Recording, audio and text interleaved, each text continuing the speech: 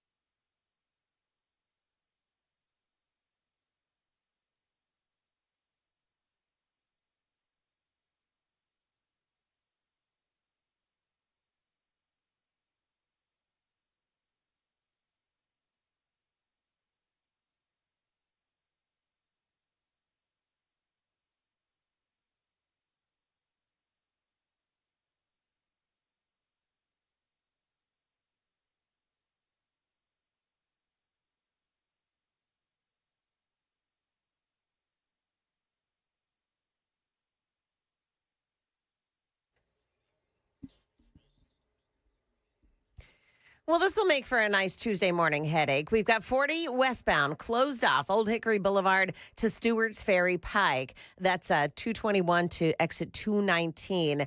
It's being closed for an investigation. There was a pedestrian crash there overnight, and it looks like it may be there for quite a while this morning. So plan ahead.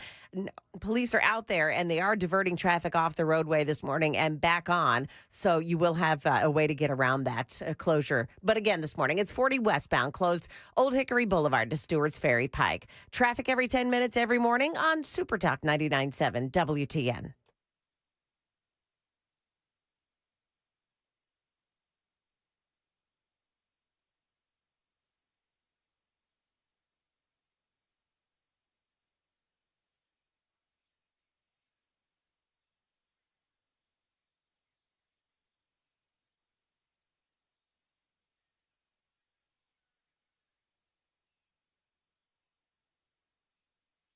.506 Nashville's Morning News on Super Talk 99.7 WTN. Good morning to you, friends. Not surprising in the least, Joan Jones, that Hunter Biden is walking back the statement about Ambien. Yeah. Matter of fact, our Daily Dan poll question is, do you believe that Joe Biden's problem was Ambien? Because he was always Sleepy Joe. Yeah. Wasn't he Sleepy Joe? And here's the other thing. Ambien is for people that can't sleep. Joe Biden's problem was not that he couldn't sleep. He would sleep everywhere. Right. If you could He put was, your like, arm never up his awake. back, you could hold him up. Yes, that's exactly right. So I don't know. I don't know what is, and we'll get into some of the various Hunter Biden audio pieces coming up at 5:35. But I'm not surprised that Hunter is walking it back. There's a lot of things. He really went after the Democrats, and it seems to me that Hunter Biden, I didn't watch the whole 3 hours, but there is a man who can rage, probably in more ways than one, clearly. But he went after the Democrats, and I think that part of his anger is there's a little bit of self-delusion there. There's some lack of awareness there. What he said about George Clooney, I loved what he said about George Clooney, about how, you know, George Clooney, he's not an actor. And I'm like, well, you're not a painter either. So anyway, we're gonna get into that coming up at 5:35, because I want to include Joan in some of the things that Hunter said, just because there's a lot of color commentary to be done with Hunter Biden. So I want to include Joan in all of that. By the way, there's a lot going on. I think it's interesting. There's a lot of illegal immigration ICE hoaxes that are going on across America as well, where people who are, of course, anti-ICE, and they are saying, oh, my relative, my father, my brother, they've been disappeared, when in reality that's actually not happening. And so we'll talk about that as well straight ahead. Also, very quickly, Joan, is there any indication as to when we'll be able to see the noose? Has there been a picture of the noose? I have not seen the noose. That was supposedly found at the construction of the new football stadium? No, but they did start back to work again. So construction has restarted. Do you know what somebody said? Somebody said that somebody reached out to me and said, do you know what actually happened there? Oh, what? He said, don't use my name, but they were worried about an ICE raid at the football stadium, and so they needed an excuse to keep everybody home. So that's the excuse they made? Listen, I don't know. What? I don't know. All I'm saying is that's what somebody said. And I can't reveal my sources because I quite frankly can't remember who it was. But that's what somebody said. Now, it actually makes sense. I don't know how they vet those folks. I don't know how they figure out if they're legal citizens or allowed to work in this country or not when they're doing the work on the football stadium. I have no idea. But that's what somebody said. You would think, though, that they would find, if that's true. Yeah. And I don't know if it is. You'd think they'd find a better excuse. Yeah. I mean, come on, man. So 1,400 workers. I'm sure they had to pay them all, too. So 1,400 workers off for a day. Yep. For a noose which apparently we'll never get to see. No. I just looked through all the pictures that I have, searching the story online. Right. There's no picture of a noose. Do you know what? Maybe Sam is here. Sam Rutherford is producing today. So, Sam, maybe in the 7 o'clock hour, we will change the poll question to, do you really believe there is a noose at the football stadium? That's an appropriate question to ask, right? Because I think that at this point, we haven't seen the noose. I agree. And honestly, I think it would give more credence to the whole $250,000 reward. Yeah. Right. Yeah, that's right. Because they know they're never going to find somebody who did that. Yeah, that's exactly right. Yeah. Well, then why not make it a $500,000? Word. Yeah. Why not make it $500,000? All right. Anyway, so we'll. And by the way, the current poll question is: do you believe that Joe Biden's problem was Ambien? So if you want to follow me on X, you can do that as well. And we are going to carry on here. I love Scott Bessent for so many different reasons. Now he was on CNBC yesterday, and he was asked about the pacing and the tariffs and basically our economy or your economy. So first off, one of the things that he did was he shrugged off any criticisms of the Trump administration related to the pace of the tariff negotiations. I love what he says about Barack Obama in this audio bite. Listen. Newspapers like the Wall Street Journal are not used to a high-functioning executive president.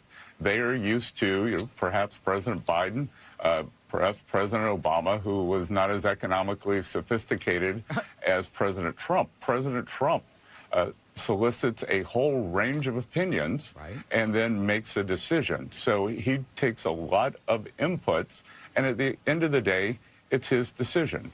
Just as it was his decision on Iran. And look at the tremendous success there. Look at the tremendous success at the border. And that is what a great executive looks like. Right. And I agree with Scott Bessent.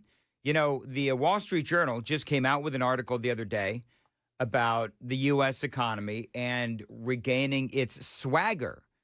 I know Brian talked about this yesterday, spoke about how Americans are beginning to spend again.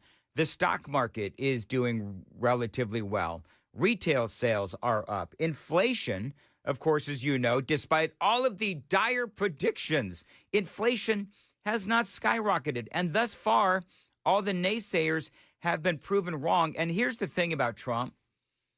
Time and time and time again, those naysayers have been proven wrong. And it is really getting to the point now where it's like, all right, so whatever Trump says, the naysayers are going to say the opposite, and then ultimately Donald Trump will be proven right. Bessent also spoke about Jerome Powell and the Fed Reserve refusing to drop interest rates. What we need to do is examine the entire Federal Reserve institution and whether they have been successful. There was fear-mongering over tariffs, and thus far, we have seen very little, if any, inflation. We've had great inflation numbers. So, I think this idea of them not being able to break out of a certain mindset, all these PhDs over there, I don't know what they do. I don't know what they do. Maybe we need less of them.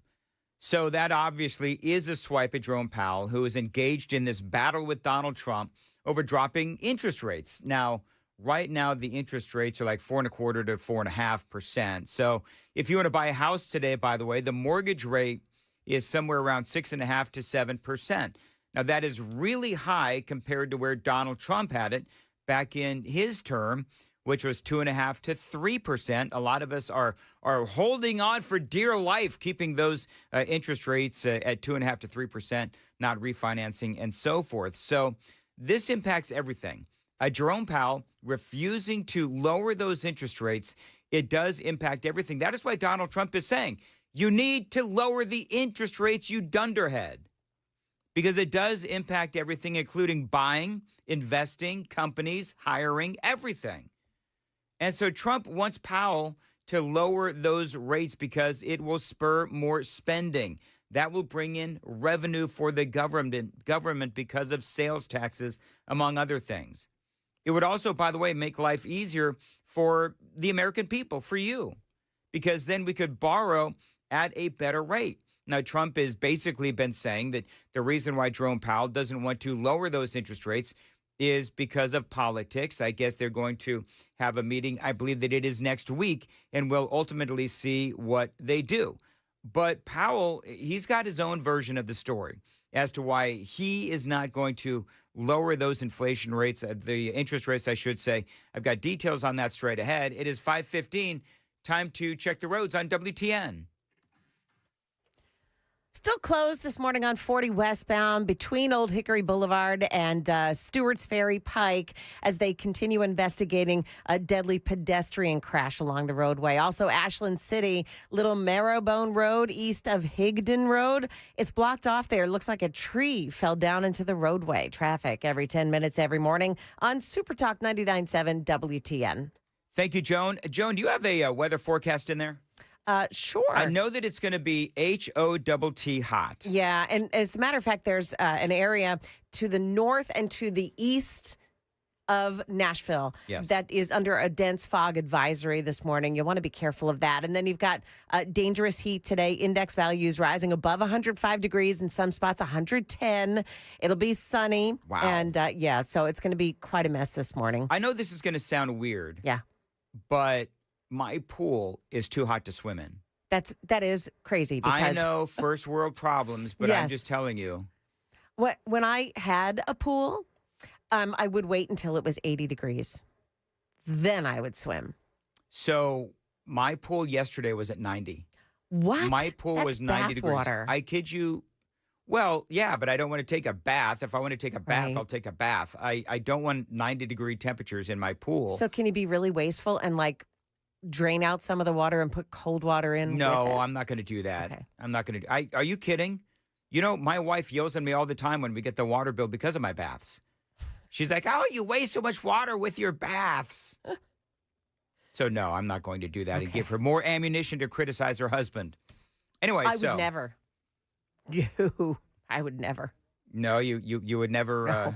What? You'd never what? Give her more ammunition. Oh no, to criticize you her wouldn't. husband. No, you No, wouldn't. I admonished her for you and she texting behind my back the other day, as a matter of fact. Anyway, moving right along. Oh, you used to work at Wall Street Journal radio, right? Yeah. So Jerome Powell is saying that he doesn't want to lower interest rates because he's worried about inflation going up because of Donald Trump's tariffs. But the inflation, it has not gone up. Right. And so I guess the question is, dude, how long are you going to wait? I mean, it's gone up a little tick, you know what I mean? But Trump is saying, listen, we have proven that the economy is strong. We have proven that the Trump economy works, even when we're talking about these tariffs. Now, you have Scott Besson, who, again, I'm a big fan of. He was on CNBC talking about the pace of some of the deals going on right now, and that these deals, the criticism is that these deals may not be coming in fast enough. Well, this is what Besson said. The important thing here is the quality of the deal, not the timing of the deals. And President Trump has created maximum leverage, as only he can do. And what we are seeing is like these imbalances built up over 20, 30, 40 years. And we are more concerned with high quality deals than getting these deals done by August 1st. Our trading partners were told that the rates could boomerang back toward the April 2nd levels. We're proceeding at pace with the negotiations, but we're not going to rush for the sake of doing deals. Right. But here's the thing now. So this is where I'm going to make some of the Trump supporters mad, which I am one. But if you're looking at, quality of the deals as opposed to like the speed of the deals, why does Trump keep putting deadlines on? Well, the reason he's doing that is because he does want to create that sense of urgency to get some of these nations to the table. I mean, without a sense of urgency, people simply, these foreign leaders won't do anything. As a matter of fact, I don't know if you saw this. This angered me to no end. Barack Obama is whispering to foreign leaders. Did you see this story, Joan? Barack Obama is whispering to foreign leaders, just wait him out. Yeah. Just wait him out. Just slow roll the whole thing. It is despicable when leaders do that. John Kerry did that. John Kerry did it too. I mean, that's treasonous. You're working against the person who is in office. Mm-hmm. at this very moment. Well, as it turns out, as we found out, over the weekend, Friday, that Obama was dealing with and doing a lot of really shady things when it comes to, of course, setting Donald Trump up, framing Donald Trump to make it look like he was colluding with the Russians. That is also something that Barack Obama was doing. Do you know what I wonder? I wonder if when all is said and done, will the historians look at Barack Obama as the sinister, deviant former president that he is, where he was trying to torpedo the current president in office? Will they actually mention that when they breathlessly, no doubt, talk about the greatness of Barack Hussein Obama's term in office and his activities after he left office? I wonder if they'll talk about that at all. I hope that they do, because this is a president that has indeed done some abhorrent things. Barack Obama, not only while he was in office, but also certainly when he was out of office as well. So, Jimmy Carter, the more I get of Barack Obama's post-presidency, the more I appreciate Jimmy Carter, because he went off and he built houses for, poor people and so forth. And Barack Obama, the things that he did and the things that he does, they just continue and they spread like a virus.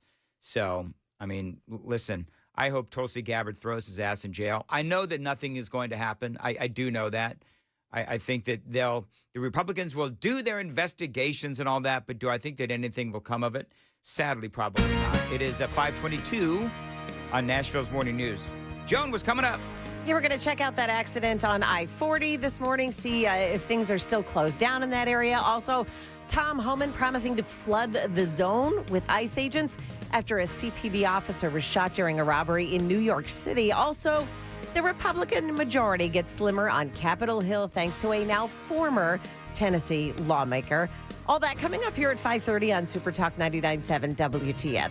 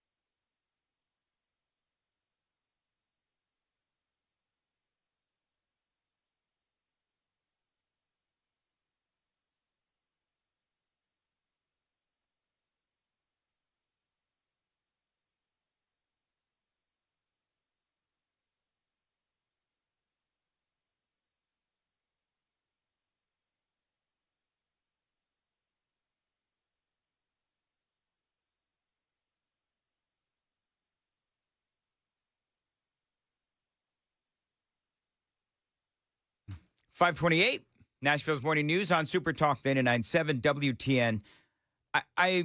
CNN did a interview. I just saw it on Twitter, on X, and it was an excerpt. But I'm not even going to bother to really listen to it much. But it's Erin Burnett, and she's got some woman there that is accusing Donald Trump of being, part of this whole Epstein thing. Supposedly, she's there for a job interview in an office building, and she is being interviewed by Jeffrey Epstein for some sort of a job. And in comes Donald Trump. This is her story. In comes Donald Trump asking for basically ordering a victim, ordering a girl.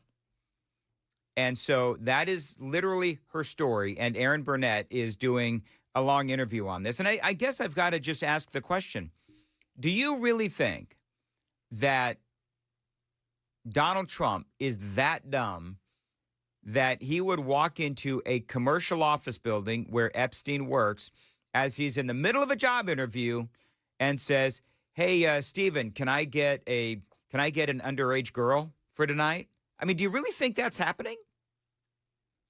This is the insanity of what the left is doing to try to make it look like, Trump was involved in this whole Epstein thing. It is absolutely ridiculous.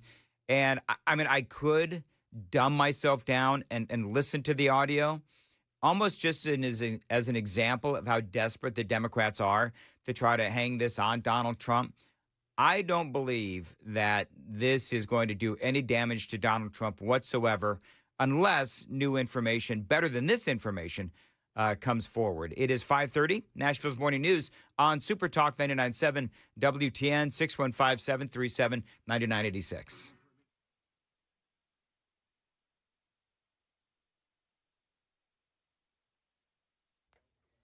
Good morning. I'm Joan Jones with your top stories. Well, we are still looking at a closure this morning on I-40 westbound between Old Hickory Boulevard East and Stewart's Ferry Pike. That's exits 221 and 219. Overnight, there was a hit and run pedestrian crash. The person involved in that crash has died, and the investigation is underway. You also have the right lane blocked off at the Davidson-Wilson County line by a separate crash this morning. So taking I-40 in may cause you some big delays this morning. The Trump administration says that it is ramping up ICE detentions in New York City in response to the shooting of an off-duty customs officer over the weekend. Immigration enforcement on the streets of New York is being stepped up after a promise from Trump administration border czar Tom Homan. We're going to flood the zone. You don't want to let us into jail to arrest a bad guy in the safety and security of a jail. The crackdown sparked by Saturday night's shooting. The victim, an off-duty customs officer, the suspected gunman, was ordered deported in November of 2024, but has a series of prior arrests, including a warrant for armed robbery in Massachusetts. That's ABC's N.J. Burkett reporting. Now, a second man was also arrested, an accomplice, who had also been ordered deported in January of 2023. He, too, had prior arrests as well, but he was released in June after pleading guilty. Well, they're cutting it close on Capitol Hill. The Republican majority in the U.S. House just got slimmer. Mark Green has officially resigned as Tennessee's 7th District Congressman. Green said he was going to after the One Big Beautiful Bill passes, and it has. Green says there is an opportunity for him in the private sector that is too exciting to pass up. So this leaves House Speaker Mike Johnson an even slimmer majority, 219 Republicans to 212 Democrats and 4 empty seats in the House. Ken Weaver, WTN News. That's the latest news. We've got your traffic and weather ahead. I'm Joan Jones, WTN News.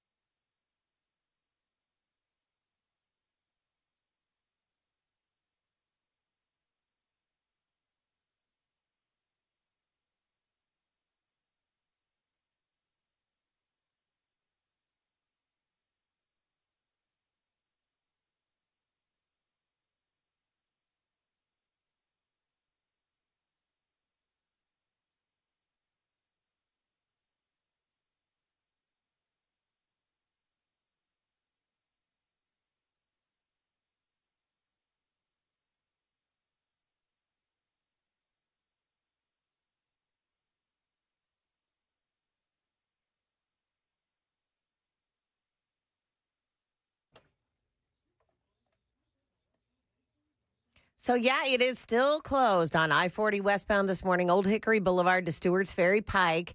And the delays are growing. They're talking about maybe an hour's worth of delay this morning traveling in on I-40. One of the suggested alternates is to take 70 in. That may be the best way to go. Also, Lane Motor Museum at Murfreesboro Pike and Arlington Avenue, there is a crash as well. Traffic every 10 minutes every morning on Super Talk 99.7 WTN.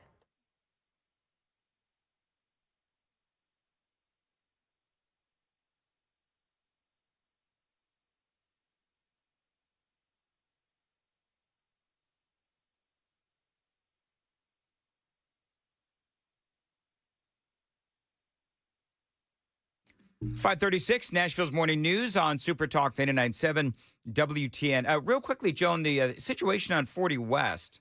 Yeah. So I take 40 West in. Yes. And I get on the Hermitage Old Hickory entrance. Now, I didn't see all of this going on, and I came in. I was entering the highway like about 3:15 or so. So it must be, 40, I guess, west, right? I never go 40 west in that direction, but in that part of the highway. But I think it's like right before that Old Hickory entrance. Yeah, I think that's true. I think that's true. Yep. And she was walking along. A woman was walking in the roadway. When did this happen? About 1 o'clock this morning. So I don't mean to sound insensitive, but I mean, it's now 5:37. Yeah. Again, I don't want to sound insensitive, but why does this investigation take so long? I mean, you know what happened. She's walking in traffic lanes, and she gets hit by a vehicle, and she's obviously, dead. It's a very sad story, but, how much is there to investigate? I wonder why this takes so long. Part of the issue is that she was hit by two cars. The first one hit her and took off. The second one, the person stayed on the scene. So I think they're collecting evidence about that first car that struck her to see if they can find that person. I wonder why, it's a dumb question. I wonder why the person took off. Oh, come on. The person took off because They're probably in a stolen car. Stolen car, no license, illegal alien, alcohol. Yeah, illegal alien. You can Yeah. You pick the scenario. Yeah. All of them are probably, well, this is sad.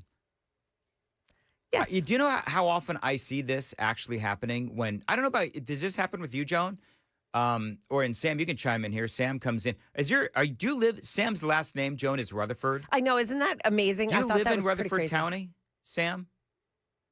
I live in Robertson County. Robertson County. Okay, then we're going to change your name to Robertson. That's easier to remember. So, but I don't know about you guys, but when I'm coming in, there's always these people that are walking either in traffic lanes or on the side of the road at like 2 or 3 o'clock in the morning. Now, just so folks know, right there where that area is, that is where there's a lot of homeless people, and that's all relative. But it's where a lot of homeless people hang out. Yep. And so, in fact, that's kind of where that homeless encampment is or used to be. So, I don't want to say obviously, but odds are that this woman was, you have to be strung out on drugs. I'm trying to be sensitive, but we're all thinking it. She had to be strung out on drugs. If you're walking in traffic lanes, aimlessly walking in traffic lanes, they got to be on something, right? Yeah, you would think. All right. In my experience with Waffle House, that was always the case. Yeah? Did you work at Waffle House? 4 years. Oh, my Lord. That's where I learned how to fight. Fight and duck. All right, very good. Well, okay, so hopefully they'll be able to open that up pretty soon. Yeah. Because that is an hour-long delay. That's what I'm seeing. Who knows? Unless you're sitting in it, who knows? If you're sitting in the traffic, send us a text at 615-737-9986. Let's see here. Somebody here on the super text line, okay, maybe fixing to reopen looking at the SmartWay cameras. So I can see the SmartWay cameras too. I don't know that from looking at them. Yeah. All right. Well, we'll keep an eye on that. Yep. Let's go to the Hunter Biden. Is my audio up? So Hunter Biden, I don't know why he decided to come out of hibernation, but let's play some of the audio bites. Hunter Biden, he's being interviewed by a podcaster, and he took out he took out George Clooney. I don't have to be nice. Number one, I agree with Quentin Tarantino. George Clooney is not a actor. He is a I don't know what he is. You. What do you have to do with anything? Why do I have to listen to you? What right do you have to step on a man who's given 52 years of his life to the service of this country and decide that you, George Clooney, are going to take out basically a full-page ad in the New York Times to undermine the president at a time in which, by the way, what do people care about the most? Why do you think that the Republicans have an advantage over us? Because they're unified. They will go along with anything. Wow. I wasn't asking anybody to go along with anything. I was asking people to go along with this. The most successful administration in my lifetime. Are we sure he's still not on crack? Because my boy is very familiar with that one word. So I think if he's still sticking with that line, the most successful administration in his lifetime. Yeah. Okay. So he starts, going after George Clooney. He's not an actor, which I'm pretty sure he is. And as I said earlier, George Clooney is more of an actor than Hunter Biden is a painter. He is also, by the way, more influential than Hunter Biden has ever been. But he speaks about his dad, right? Given 52 years of service. And I thought, yeah, and you were out there, Hunter, peddling his influence all of that time. And let's not even talk about, would you call the 4 years that Joe Biden was in office, would you call that, good service? I don't believe that it was. He destroyed the country.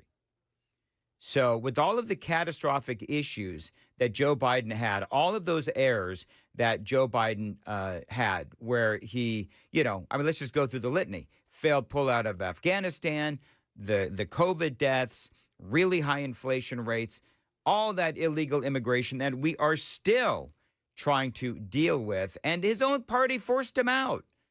Now, I thought it was interesting, and I'm going to play an audio bite here where, number one, boy, does he have a potty mouth. Oh, my goodness. Who's worse, Gavin Newsom or Hunter Biden? Yeah, what is that desire to have to curse all the time? Like, does that make them feel like they're so, bad? I don't know. Bad at curse. That's a very good question. Like, why? Every once in a while, I'll throw something down. Yeah. But right. This is just, it is every other word. And Gavin Newsom was the same way. Now, we know that Hunter is a salty guy, right? He's drug-addled. He was anyway, whatever. But Gavin Newsom, I didn't really understand why he was so potty-mouthed. But for Hunter Biden to call out the Democrats, I thought this was really interesting. And as I said, it feels like he's more angry with the Democrats than he is the Republicans. Listen. James Carville, who hasn't run a race in 40 years. David Axelrod, who had one success in his political life, and that was Barack Obama. And that was because of Barack Obama. Pod Save America guys, who were junior speechwriters on Barack Obama's Senate staff, who have been dining out on the relationship with him for years, making millions of dollars. What influence does Jake Tapper have over anything? He has the smallest audience on cable news. So I don't know about his ratings, but he sounds angry like David Hogg. Do you remember David Hogg, who was going after the elite within the Democrat Party? Remember that whole thing? Well, Hunter Biden sounds a little bit like that. Do you think Hunter Biden is fixing on maybe running for some sort of a public office? Because he intimated in I don't know if I actually pulled that point of the audio, but he talked about, himself running for or becoming president. Now, I don't believe that he would ever be able to, be president, but it sounds like he may end up running for some sort of public office. I don't know.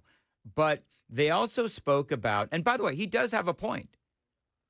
He does have a point about James Carville and some of these other folks, the elite of the Democrat Party, because they look to these people and they haven't accomplished anything in years, especially James Carville. I will never, ever understand why it is that the Democrat Party puts James Carville right now in 2025 on some sort of a pedestal, because I don't believe that he should be up on that pedestal. And listen, David Hogg was right. dude has not won an election in many years. Hunter also spoke about illegal immigration. This is one of those really big sound bites that made it everywhere. People are really upset about illegal immigration. You. How do you think your hotel room gets cleaned? How do you think you got food on your table? Who do you think washes your dishes? Who do you think does your garden? I would pick up the phone and call the president of El Salvador and say, you either send them back or I'm going to invade. It's a crime what they're doing. He's a dictator. So I don't think Hunter understands that people do like wash their own dishes. I was going to ask. I mean, yeah, mow their own lawns. Like people do that, Hunter. Well, they cook their own food. Yeah. I don't know about you, Joan, with your garden, but I've got some pretty bad hydrangeas going right now. Yeah. And I know that you just gave me some really cool tomatoes from your garden. Yeah.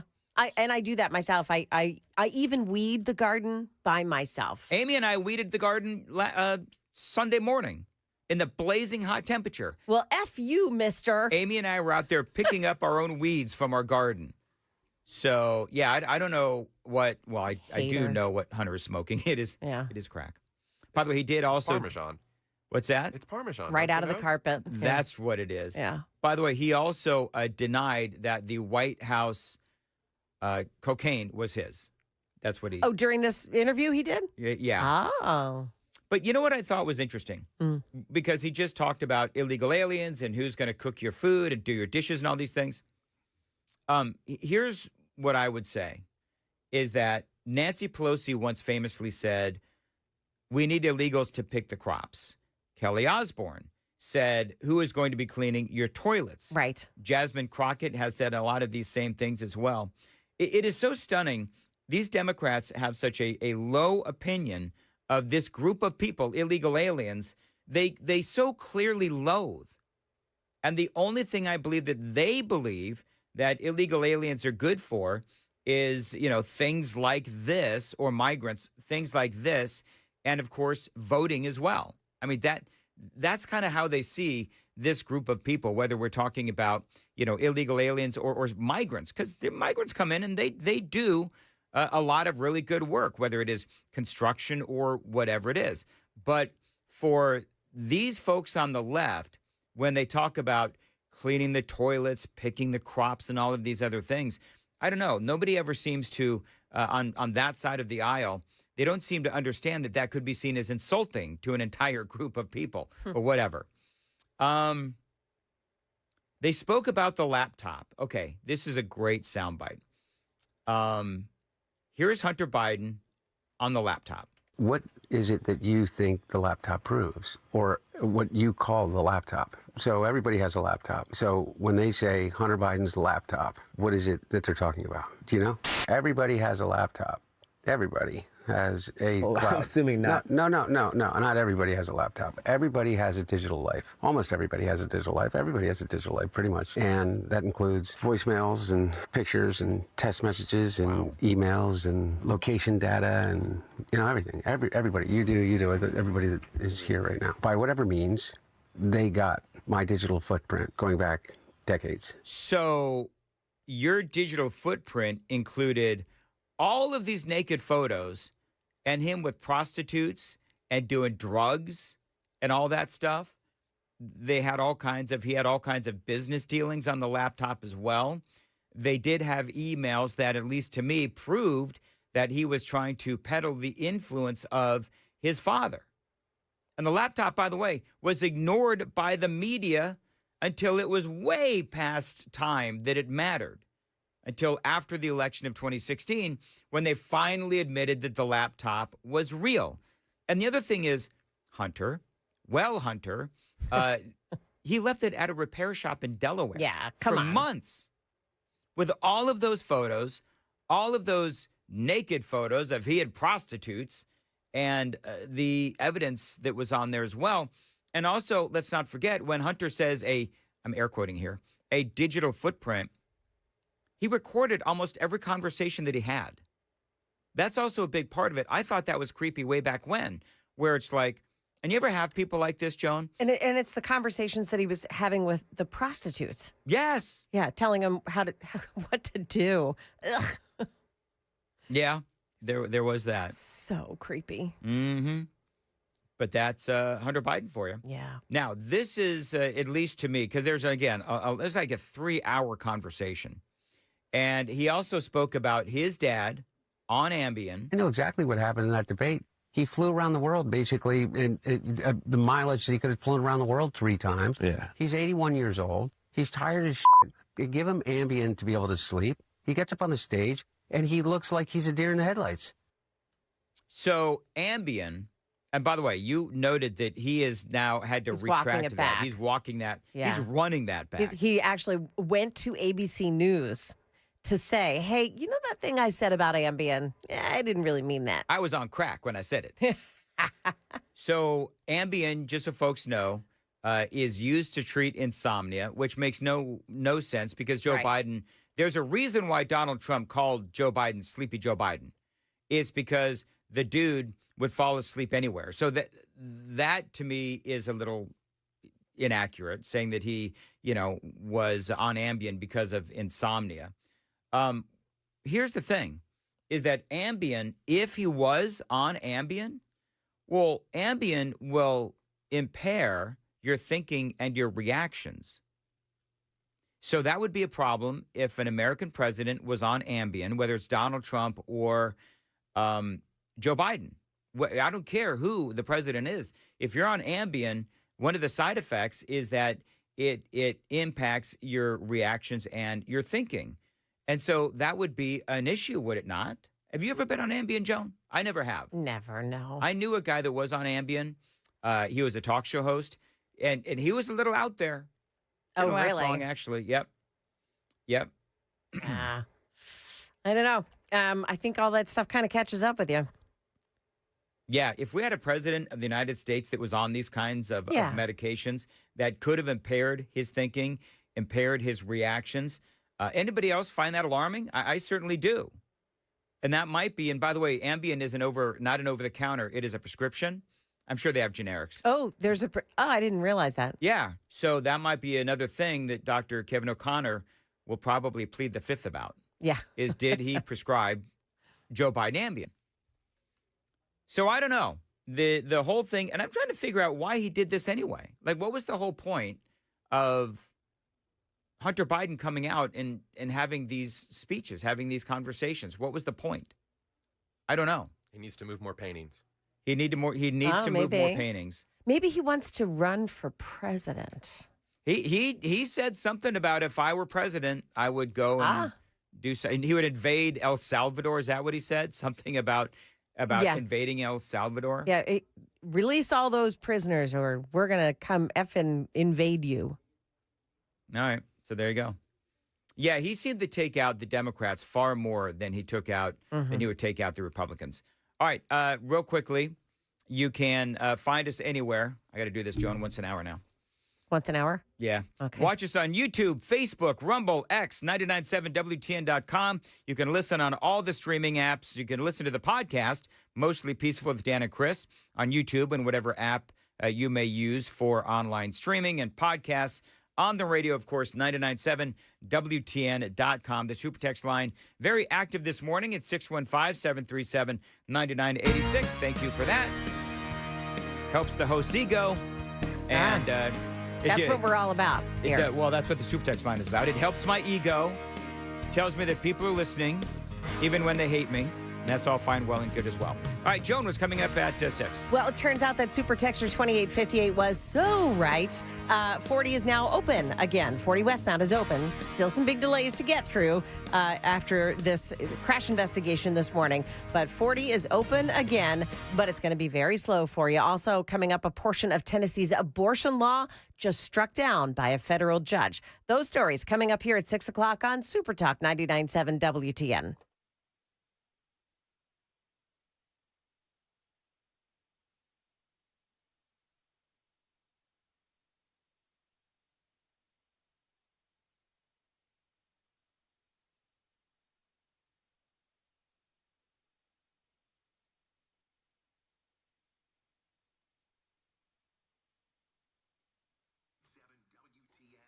.555, Nashville's Morning News. Dan Mandis here talking about the Glock store and why it is my favorite two-way superstore. Well, here's just a couple of reasons why. Now, first, at the Glock store, they have the biggest selection of Glock handguns in the country.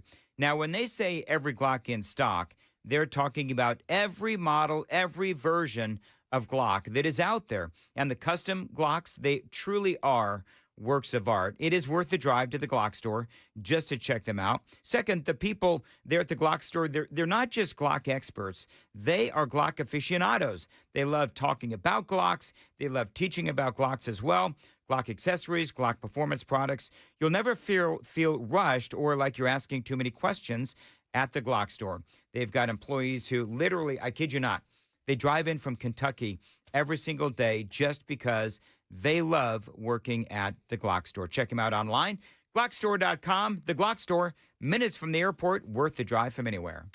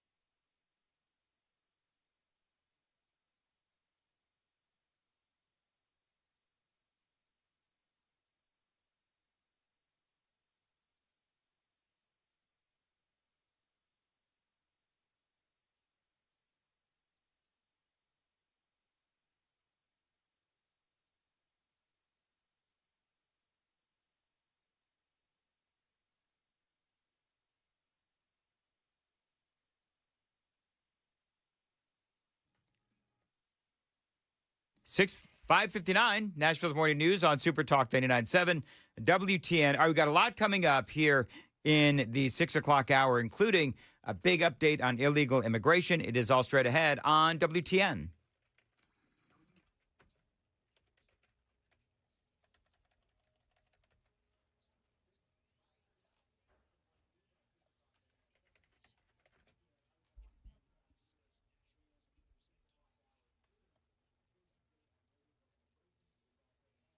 Good morning, 6 o'clock. I'm Joan Jones with your top stories.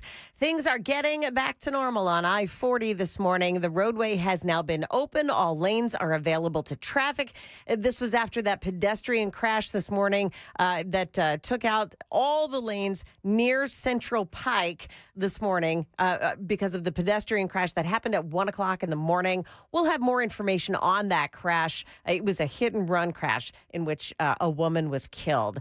Other news of the day, Metro Nashville police identifying the woman whose body was found on Night Valley Road by a man walking his dog over the weekend. 34-year-old Samaya Magzua died from blunt force trauma and multiple cuts. Neighbors spoke to Channel 4. I feel like in Nashville, it's becoming like one of those places you never know what you're going to see, what you're going to run into, and that's kind of sad. Makes you want to move, for sure. Metro Nashville police trying to find her killer. A federal judge has blocked Tennessee's new law that bans recruitment or transport of minors to get an abortion. The ruling coming from U.S. Circuit Judge Julia Gibbons in a lawsuit brought by Nashville Democrat State Rep Afton Bain and Nashville attorney Rachel Welty, who contend Tennessee's 2024 law penalizes someone for simply pointing out where someone could get an abortion where it is legal. Judge Gibbons is an appointee of former President George W. Bush. Ken Weaver, WTN News. And no response yet from Tennessee Attorney General Jonathan Skrmetti. Nothing's changed, but construction of the new Tennessee Titans Stadium resumes today. It had been halted after the alleged discovery of a noose. Investigators have not made any arrests, but they do say they are going to interview the 1,400 employees working on that stadium to find the culprit. On a side note, training camp begins for the Titans today. The president of operations and the general manager are both set to speak to the press about their expectations for this upcoming season after quarterback Will Levis opted to have season-ending shoulder surgery. That was announced yesterday. Market numbers now brought to you by Beacon Capital Management, online at beaconcm.com. Two major stock averages ride into Tuesday trading on the backs of new records. The S&P gained 0.14% Monday, the NASDAQ 0.4, both finishing the session with their highest closes ever. The Dow Jones ended the day essentially where it started. Biotech giant AstraZeneca plans to invest $50 billion in its U.S. manufacturing and research capabilities by 2030. The cornerstone would be a new multi-billion-dollar facility in Virginia, producing the company's as-yet unnamed pill for obesity. Coincidentally, a major Swiss confectionery has raised its forecast for sales growth for 2025. The company behind Lindt Chocolates now expects sales to jump between 9 and 11% this year.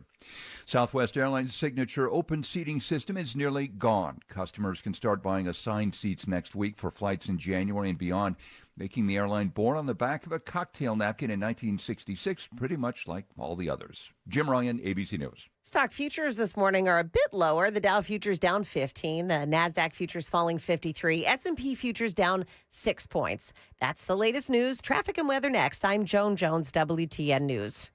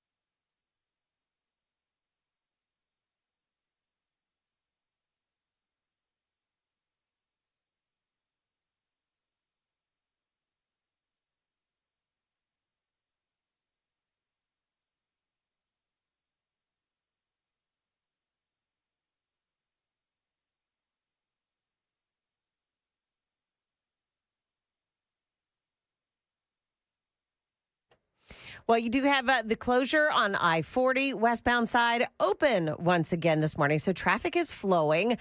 And just be advised that there's still some delays around that area leading up to the airport area this morning. Lane Motor Museum, Murfreesboro, Pike at Arlington Avenue, there's a crash. Hermitage on 40 westbound, another spot on 40 westbound at the Davidson-Wilson County line. That's a crash there, and it's over to the right shoulder. They had that closed there as well, but now that is running as well, too. And in Ashland City, Little Marrowbone Road, east of Higdon Road. Watch it there. The roadway is blocked off because of a fallen tree. Traffic every 10 minutes every morning on Super Talk 99.7 WTN.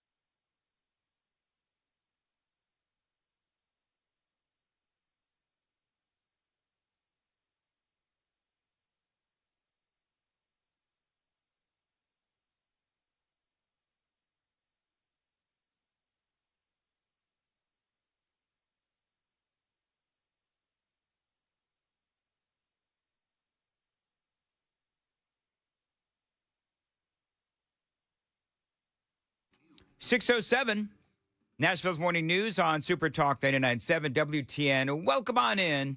And it is going to be hot today, really, really hot. And we're talking about a high in West Tennessee, going to feel like about 112 out there in West Tennessee. So definitely stay indoors and stay hydrated. I want to let you know, Jerome Powell, real quick. Jerome Powell is going to make an announcement in just a few hours, 8:30 Eastern time, which is, of course, 7:30 our time. And the big question is, will he be lowering those interest rates? Who knows? They actually didn't have a meeting scheduled until, I think, next week. So the big question is, what is the big announcement that Jerome Powell is going to make? We are on it. We'll keep you updated as soon as he does make whatever announcement he is going to make. Just very quickly, I want to play you a piece of audio. This is so funny. So you know that Stephen Colbert got fired, right? So with all of the things that are going on in New York City, people are actually dump Trump, keep Colbert. A group of people now arrived outside of where Colbert does his show. And that is their big chant. Dump Trump, keep Colbert. Dump Trump, keep Colbert. You know, I'd be willing to bet that Trump actually, if he had a nighttime show like that, I know darn right well he would do a lot better than Stephen Colbert is doing. Dump Trump, keep Colbert. Dump Trump, keep Colbert. So the funny thing is, last night you had a lot of these late night folks, Jimmy Fallon, John Oliver, Seth Meyers, Jon Stewart, all showed up for the taping to show solidarity after CBS canceled it. And this was Colbert's response to Donald Trump. Listen. On Friday, Donald Trump posted, "I absolutely love that Colbert got fired. His talent was even less than his ratings."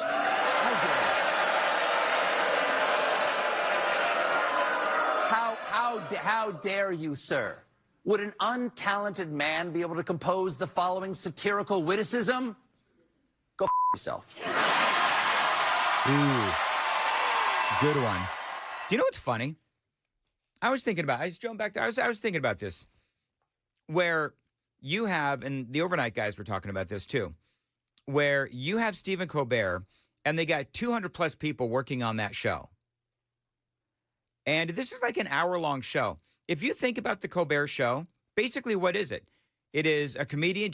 That right there, that 30 seconds where he says to go blank yourself to Donald Trump.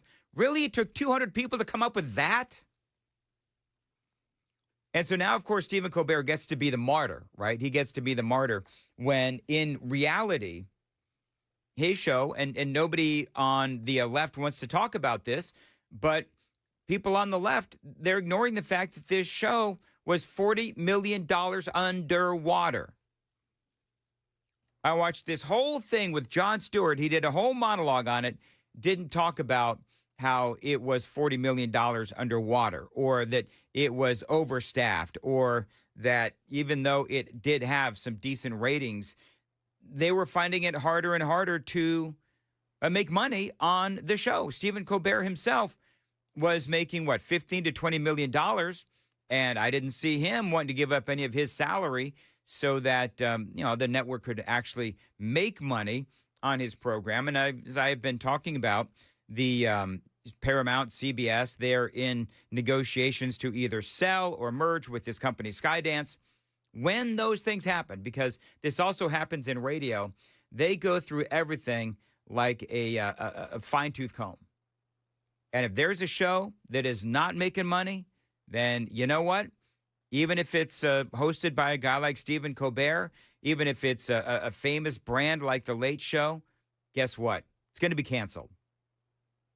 In today's age, unfortunately, for people like Stephen Colbert, you know what's going to happen? You're going to get canceled. And by the way, when you write off half of America on a network, that is going to happen. So I'm sure this is going to be, this is going to be the longest 10 months ever. It's him and the WNBA, the denial of reality in the sense of entitlement. It amazes me. Well, we deserve this. Both his show and the WNBA net negative $40 million to their respective parent companies. Yeah, the WNBA, Sam, walking around with these shirts on that said something to the... Pay us what we're worth. Pay us what we're worth.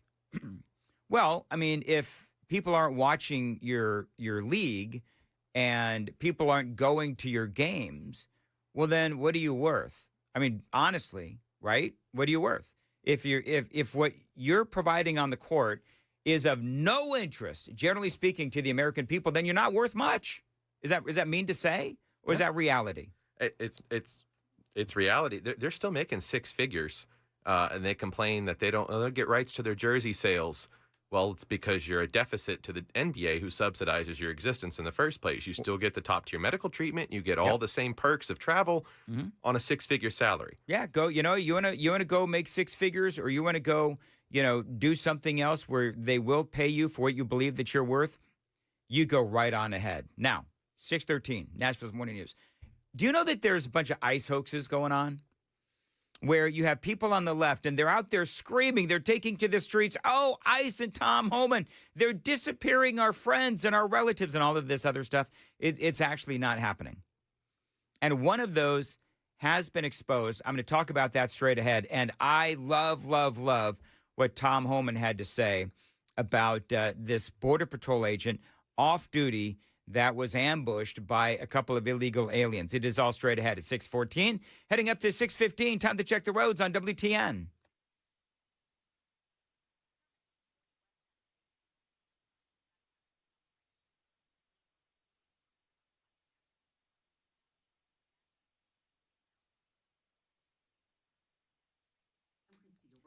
At 6:15, as far as your weather goes, really, really hot today. Going to feel like 105, 112 in West Tennessee as well.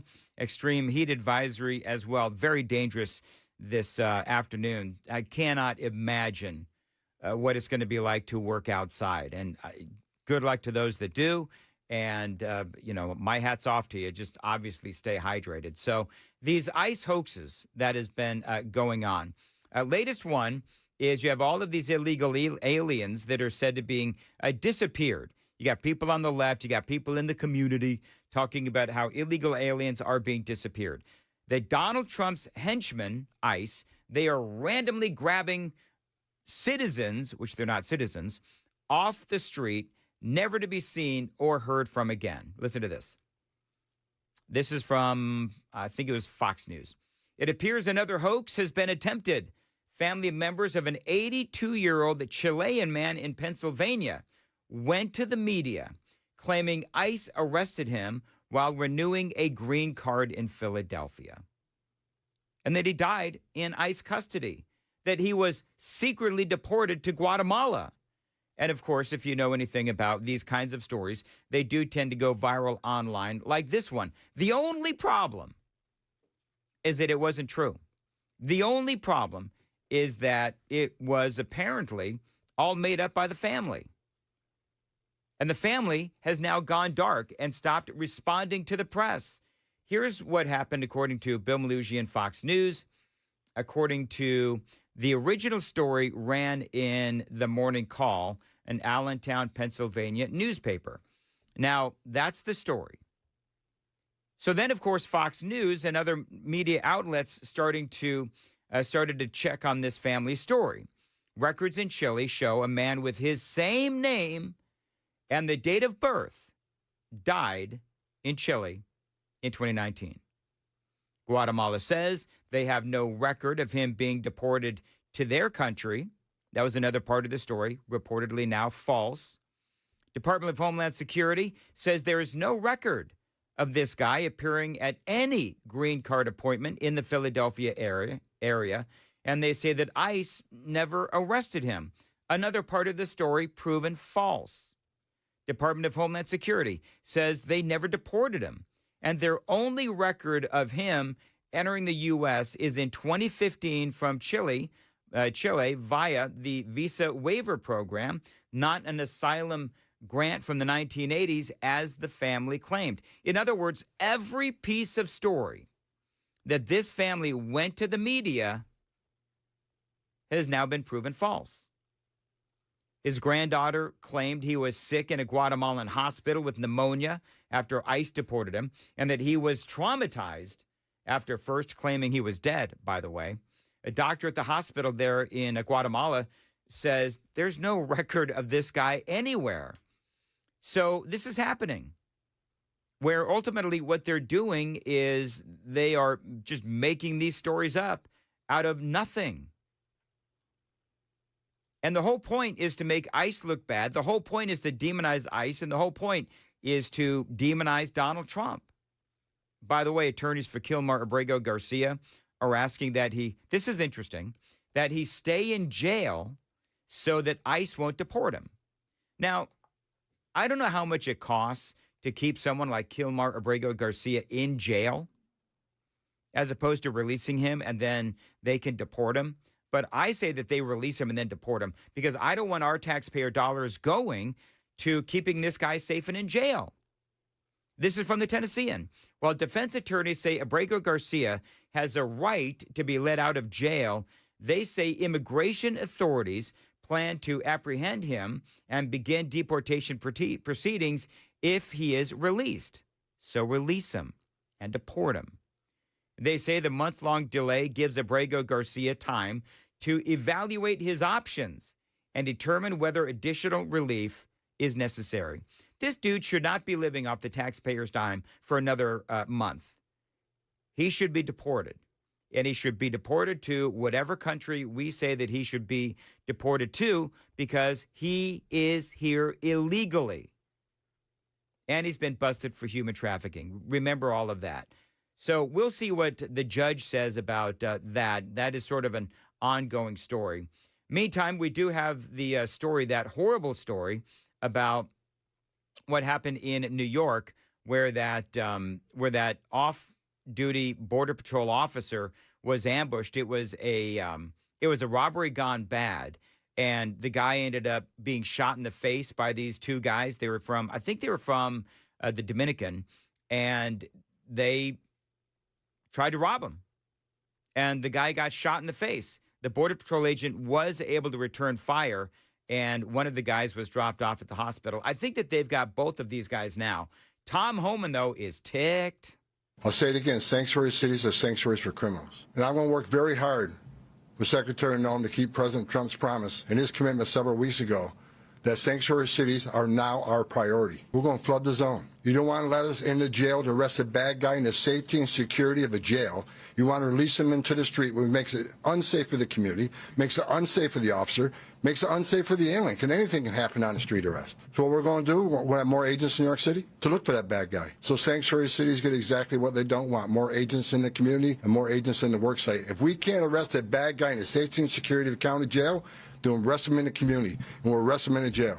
And when we arrest him in the community, if he's with others that are in the country illegally, they're coming too. Absolutely. By the way, these guys that ended up shooting this off-duty Border Patrol officer, Biden captured them. Biden's policies, basically, they were catch and release. So they caught this guy coming across the southern border, and they released him right into our country. And then ultimately, he ends up shooting a off-duty police officer in the face. And this is part of what's been going on. And it's a tragic, tragic situation. Well, Governor Hochul, she supported the Bail Reform Act. This is why these people, these illegal aliens, walked out of a NYPD precinct. They didn't even get to Rikers Island. So it starts with bail reform. Then the sanctuary city, starts with de Blasio and the city council. I put a lot of blame on the city council because we had an agreement to put ICE back into Rikers Island so we can arrest a lot of bad guys in the safety and security of Rikers Island. And the city council sued and stopped that from happening. So I put a lot of blame on the city council why the crime rate is so high in New York. Well, it's Democrats by and large. I mean, whether it is open borders that Biden had, catch and release, like Biden had tearing down the wall or stopping construction of the wall, ending Remain in Mexico. I could go on. And then you have the soft on crime policies of the Democrats in these sanctuary cities. It is obviously a recipe for disaster. Now, coming up, Joan, In-N-Out is in the news. Aside from the great audio that we had yesterday of Lindsay Snyder, the big president CEO of In-N-Out, as she is getting ready to move to Franklin. Also, they're in the news regarding my town. I'm not going to say it's my hometown, but where I live, Mount Juliet. There's some big news coming out of In-N-Out in Mount Juliet. Going to talk about that straight ahead. 6:22. Joan, what's coming up?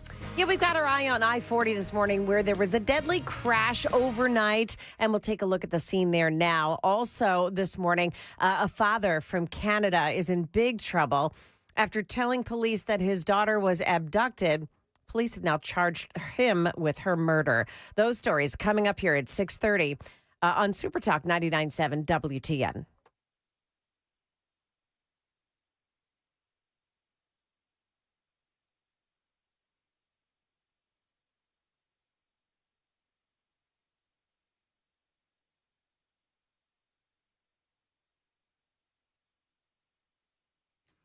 Dan Matt is here for my friends at Clayton Homes. Now, they are in the middle of a huge, massive home sales event.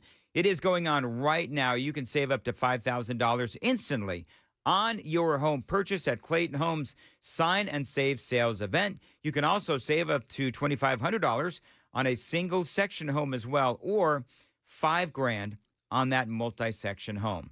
Now, I went to the Clayton Homes facility in Dixon. They are amazing. So they are changing the way that homes are being built. These are affordable homes. They do cost less to live in. Just in time for the really, really hot weather, of course, you can get a home equipped with energy smart features for year-round comfort and a lifetime of savings. Clayton Homes, they feature luxury, quality, and the style that you deserve.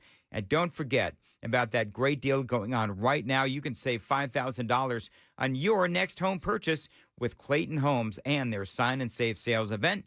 You can also save $2,500 as well on a single section home. Check them out online, manufacturedhomeoffers.com. That is manufacturedhomeoffers.com. The Sign and Save sales event available right now only at participating Clayton Homes family of brands retailers through August 31st. Amount of savings may be limited. Ask for details. May not be available with certain financing. Lender restrictions apply.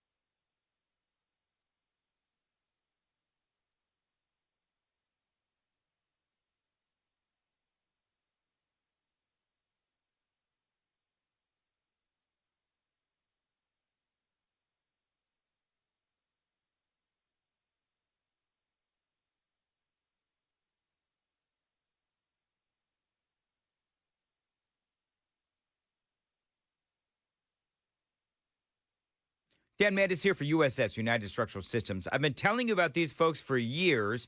They are experts in waterproofing, concrete leveling, and foundation repair. This is a great company. They've helped me several times with my home. That is why I proudly endorse United Structural Systems. I'm not the only one. I'm one of 30,000 satisfied customers, and USS is indeed a great company. Why? Well, one of the reasons is that they're not going to charge you for any unnecessary repairs, and you won't pay a dime until the work is done and you are a satisfied customer. Now, they can help you with basement and crawl space waterproofing, basement wall stabilization, and foundation repair. We guarantee our best. Call USS 615-488-7855, USSTN.com.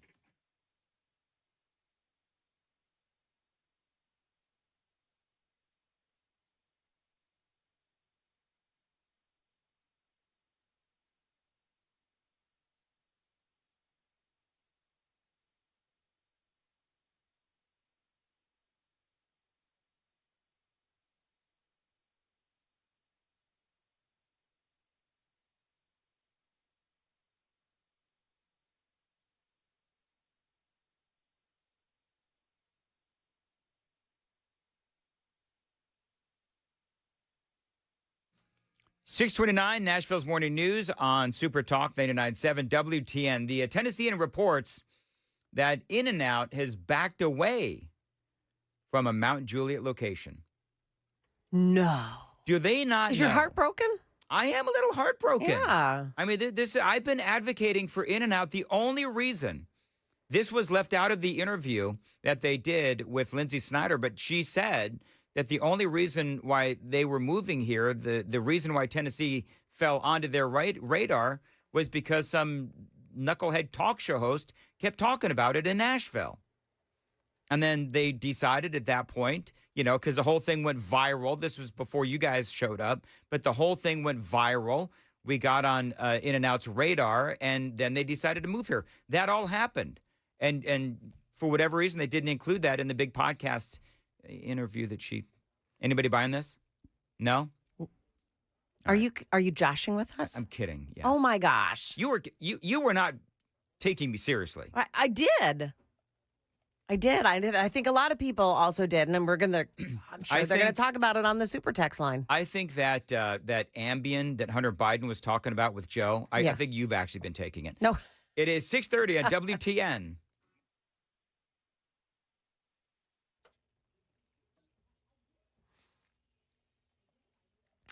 It is 6:30, and I'm Joan Jones with your top stories. Well, all lanes of I-40 westbound near Old Hickory Boulevard are now reopened.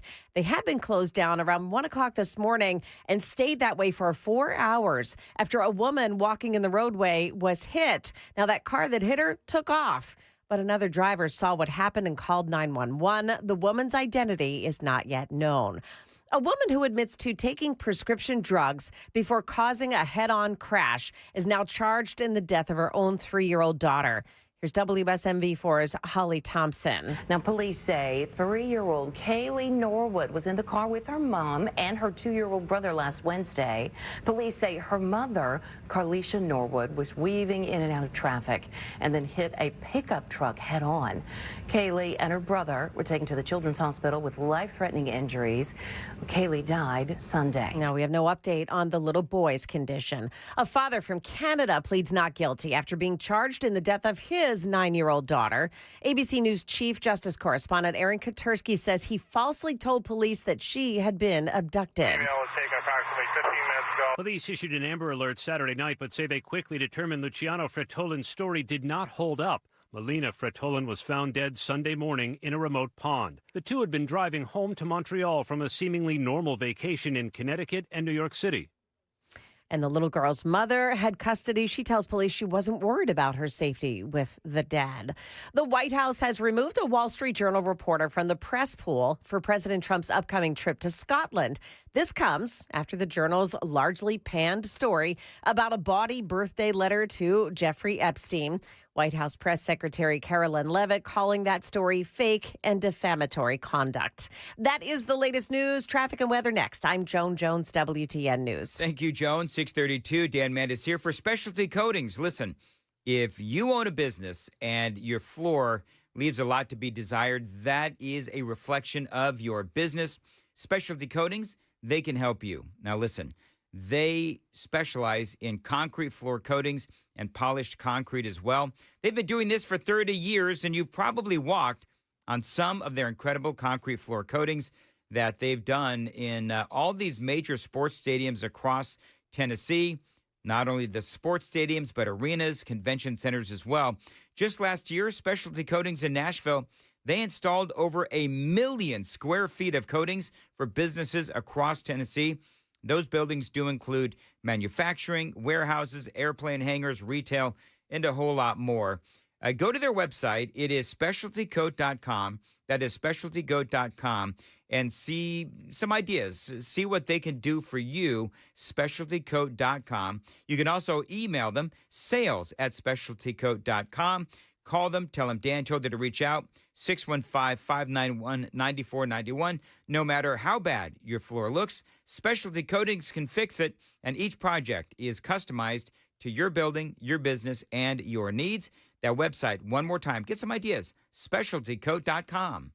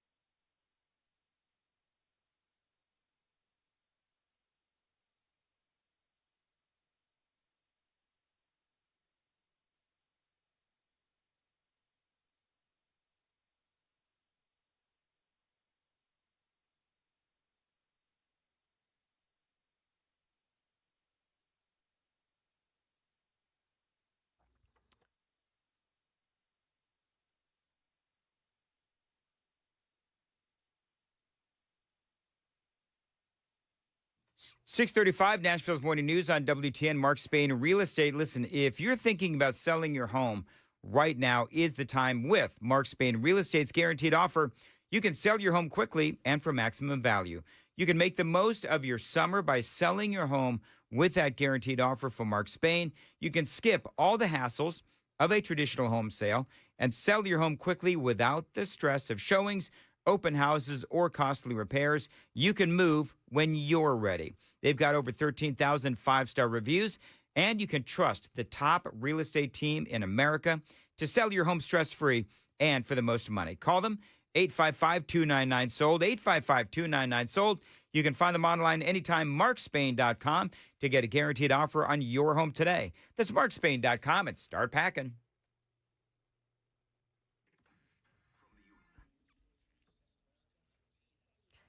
Well, look, 40 is open now after that pedestrian accident overnight on 40 westbound. But that was near Old Hickory Boulevard, by the way. But I am still seeing some delays on the westbound side this morning. So it may take you a few extra minutes to get in, but the roadway is now open. You've got 24 westbound, starting with the normal delays in the Smyrna area this morning all the way into Nashville. 65 also slowing down on the westbound side, and at the merge with 24 as well.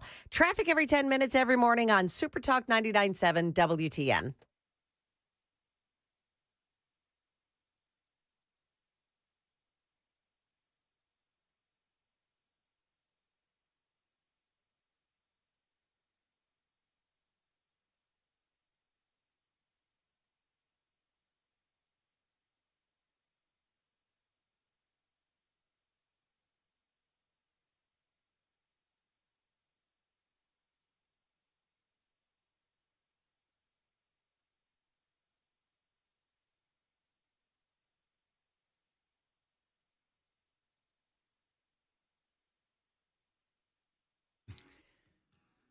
.637, Nashville's Morning News on Super Talk 99.7 WTN. By the way, I wasn't kidding about Mount Juliet, and the In-N-Out location in Mount Juliet off of Golden Bear Gateway is where they were going to build that In-N-Out burger. I've driven by it a couple of times in anticipation.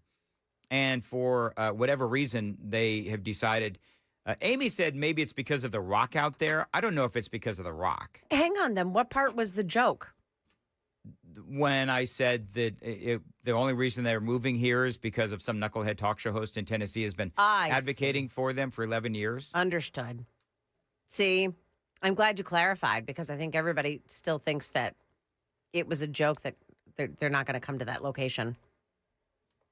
Yeah, no, that wasn't the joke. They're not coming to that location.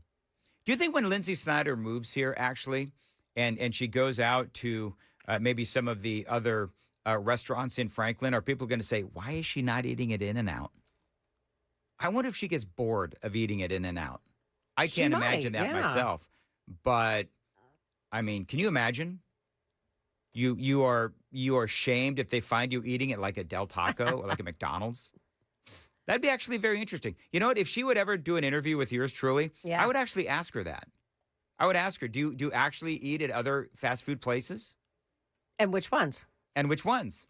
I do believe. What's your criteria for, does it have to be that, is In-N-Out one of those places that has tallow? That they make their French fries in tallow? Oh, I don't know. I have no idea what that even is. I know that I should. Some people have. Amy is all over that kind of a conversation. Yeah. I don't even. What is that, Joan? Tallow? Right. It's essentially the fat from rendered fat from a meat product. So okay. Let me ask it this way: Are they healthier than regular fries, or are they worse? No, they're definitely healthier. Okay. Because the oils that they have been making them in are seed oils. Totally not good for your body. Okay.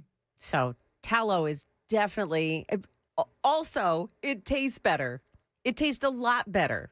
Okay, so Sam, can you Google, is In-N-Out using tallow for their French fries? Because I don't know if they are or not. I did. It apparently was an April Fool's joke circulating about them switching to tallow. Okay. So the only they're company really I've not. seen was Steak and Shake Yeah. that has switched to beef tallow to fry the fries in and cook the burgers in. Okay. And they have a billboard now. I don't know if you've seen it on 24. Tallow? They say Steak and Shake. Yeah, Steak and Shake, and it Yes. says it's a woman, and it says you have me at tallow. Yeah, and she's eating a French fry. Yeah. And people with dirty minds like think of things. Oh gosh. No, they have one on 42. You ruined it. I'm You not ruined it ruined. for me. That never even crossed my mind. Well, you're not a man. Hey, by the way, speaking of not a man, Hakeem Jeffries was asked. I'm glad you know what a woman is. You passed the test. Yes, I sure do. Yeah. Hakeem Jeffries, of course, the House Minority Leader, was asked about the CBP officer shot in New York City by that illegal alien released into the country by the Biden administration. I was talking about this in the previous segment. I want you to listen to how he answers this question, because the Democrats, they wonder why they are so incredibly unpopular. The Republicans made a big deal about how the Biden administration handled the border last year. That was a major issue in the election. But then we have this officer from the CBP who was shot in Manhattan last night, and Republicans are saying, see, this is, part of the policy. People got in the country illegally. They shouldn't be here. What's your response to that when something that tragic happens in your home city? It's my hope that the victims of this criminal act are able to fully and completely recover, and those responsible for the criminal act should be held accountable and prosecuted to the full extent of the law. Okay, so he should probably stop right there. But of course, you know that he's not going to, because he's Hakeem Jeffries. At the end of the day, we have to make sure in this country that we secure the border, fix our broken immigration system in a bipartisan and comprehensive way, while at the same time standing up for dreamers, farm workers, and law-abiding immigrant families. So, it's interesting because he says, on the one hand, this is Hakeem Jeffries, and he says, well, we need to secure the border. Well, where have you been for the past many years when Joe Biden was not securing the border? He had absolutely no interest in securing the border. Now that the Democrats got their butts absolutely kicked during the election, and they know that this remains still a very important election issue, now the Democrats are suddenly saying, oh, yeah, we need to secure the border. Pay attention to their actions. Don't pay attention to their words, because the Democrats, as evidence every single day, they're always lying. There are a lot of people throughout this country who now disapprove of the Trump administration's approach to immigration. That's actually, I don't know how true that is, because I believe that the Republicans and Tom Homan, I played audio from him a few minutes ago. Tom Homan is saying we are going to flood the zone when it comes to the sanctuary cities. And by the way, New York, sanctuary city. Who were promised that the Trump administration was going to focus on deporting violent felons as opposed to targeting children. Is the Trump administration targeting children? Has anybody heard? The Trump administration has been finding the children that were trafficked by the by the cartels, and Biden allowed the kids into our country. Then they ultimately ended up being trafficked. Do you remember that whole story, friends, where you had Joe Biden allowing all these people in, and then they lost track of like 100,000 kids? Do you remember that? And so then the concern was, okay, so where the heck are all these kids? Are they being, trafficked for work? Are they being trafficked for, sexploitation? Where are they? And so now the Trump administration has been working really, really hard to find these kids, to fix the problems that Joe Biden left them. And Hakeem Jeffries, in his very stuttering, halting way of speaking, he's just basically telling flat out lies. And what a lack of perspective. And law-abiding immigrant families. The Trump administration should spend the billions of dollars in taxpayer resources that it has to make this country as safe as possible by focusing on deporting violent felons. Wow. So he talks about how the Republicans need to try to make America as safe as possible by deporting the violent felons. Do you mean the violent? But by the way, that is what they're doing. But any comment at all about the fact that it was Joe Biden who allowed all of these violent felons in, including the guys that shot that off-duty Border Patrol officer in the face? Because that's what your party did, Hakeem. Not showing up at Little League baseball games, churches, schools, and hospitals. All right, so there you go. That is Hakeem Jeffries. And I don't know, I have not seen where where ICE is showing up to Little League baseball games or anything like that. I've not seen that. Perhaps it's happening. But if there's somebody that they need to deport, and if that's where they are, well, then that's what the Border Patrol, the ICE, I should say, that's what ICE has to do. It is 6:46, time to check the roads on WTN.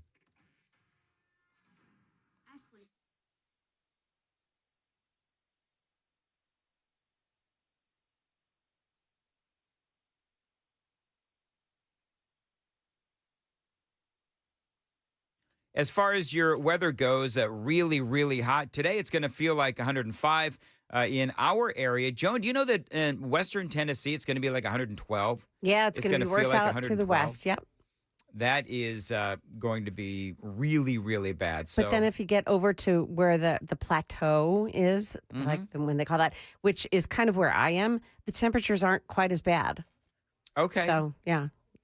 Maybe I should construct a pool and y'all can come swimming at my house. Sure, because I was people were mocking me earlier, by the way, about me saying that it was actually too hot to swim in my pool because the temperature was up to like 90 degrees. I'm not unique in that, though. I mean, there are people that will tell you that have pools that there are times when it is actually too hot to swim in a pool. And 90 degrees is too hot to swim in a pool. I'll occupy your pool if you need a little occupation in the pool. Sure. Listen, if you ever want to come over and go swimming, Mm-hmm. you can come on over and go swimming, as long as you also water my hydrangeas. It is 6:48 on Super Talk 99.7 WTN. All right, so a lot of people. Oh, by the way, Joan, I'm not sure if you heard, but Jerome Powell is supposed to make an announcement at 7:30 our time. Oh, is he? He is. Is he quitting? I don't know if he's quitting, but Trump said that because he said, Jerome Powell said he would rather die before he quit. Did you see that story? Jerome Powell, Fed Reserve Chairman, all this thought that, Donald Trump is going to fire him. So then somebody said, "Are you going to quit?" And he said, "No, I'd rather die than quit." And and then you had Caroline Leavitt come out and say yesterday, no, Donald Trump is not going to fire Jerome Powell, because the markets. This is the crazy part about what happens with the markets. And Joan, you know this because you worked at that Wall Street Journal. Is you have all of these the left and the media. They get the markets all stirred up because they're reporting that Donald Trump is going to fire Jerome Powell. And so suddenly you see the Dow, if I remember yesterday, the Dow was going down like 300 points or something like that. And the rumor was, there was a rumor that Donald Trump is going to fire Jerome Powell, and that causes all of this uncertainty in the market. That causes the market to go down. Caroline Leavitt had to come out and say, Donald Trump is not firing Jerome Powell. Wake up, people. Stop it. Yeah, it's Okay. like, she's like, stop it. So here's a little nugget of information. The housing director, the federal housing director is William John Pulte. He's the Pulte family are builders. Okay. He said on X last night, it won't be his resignation speech, but his resignation speech is coming soon. Even though he said that he would rather die than quit. Yep. Okay. So that's from the federal housing director. We'll see if that's true. This speech today, which, by the way, will be at 7:30, so about 40 minutes from now, Jerome Powell will deliver a speech. We'll have it. But apparently this is not going to be his resignation, but it's coming. Donald Trump hired him, by the way. Yes, people I bring remember that. up. But Donald Trump, brought him in. And so we'll have to see. And Trump has said, I'm not going to fire you. Although maybe he should. That's, different conversation.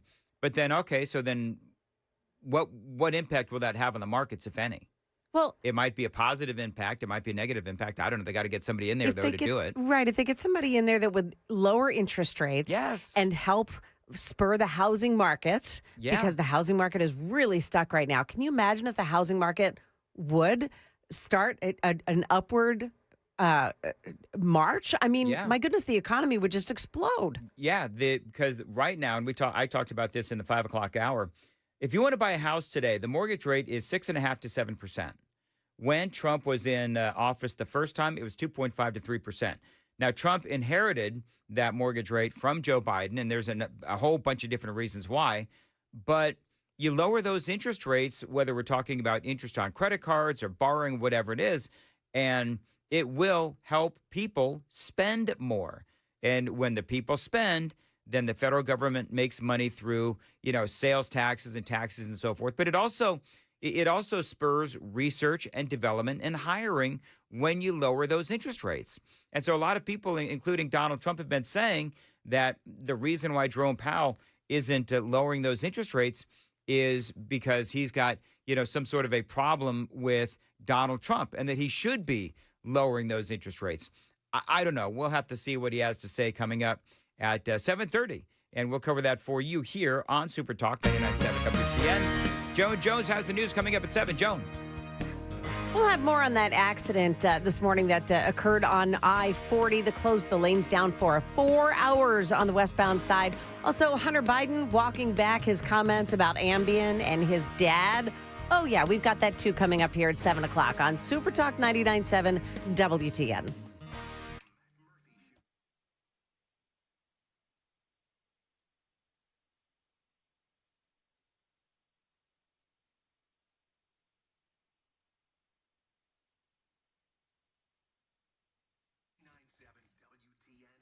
Dan Mandis here for Tennessee National. Listen, if you are a lake lover, if you've always wanted to live by the lake, if you've wanted to retire by the lake, well, listen up, because my friends at Tennessee National, they are an incredible lakefront resort, golf, and marina community.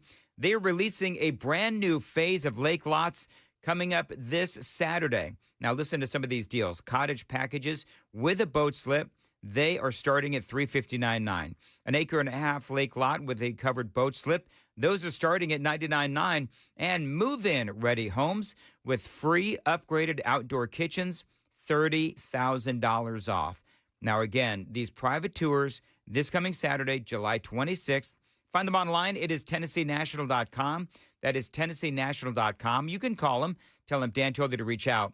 865-408-9992. 865-408-9992. This is 20 minutes outside of Knoxville, Tennessee, and financing is available online, TennesseeNational.com.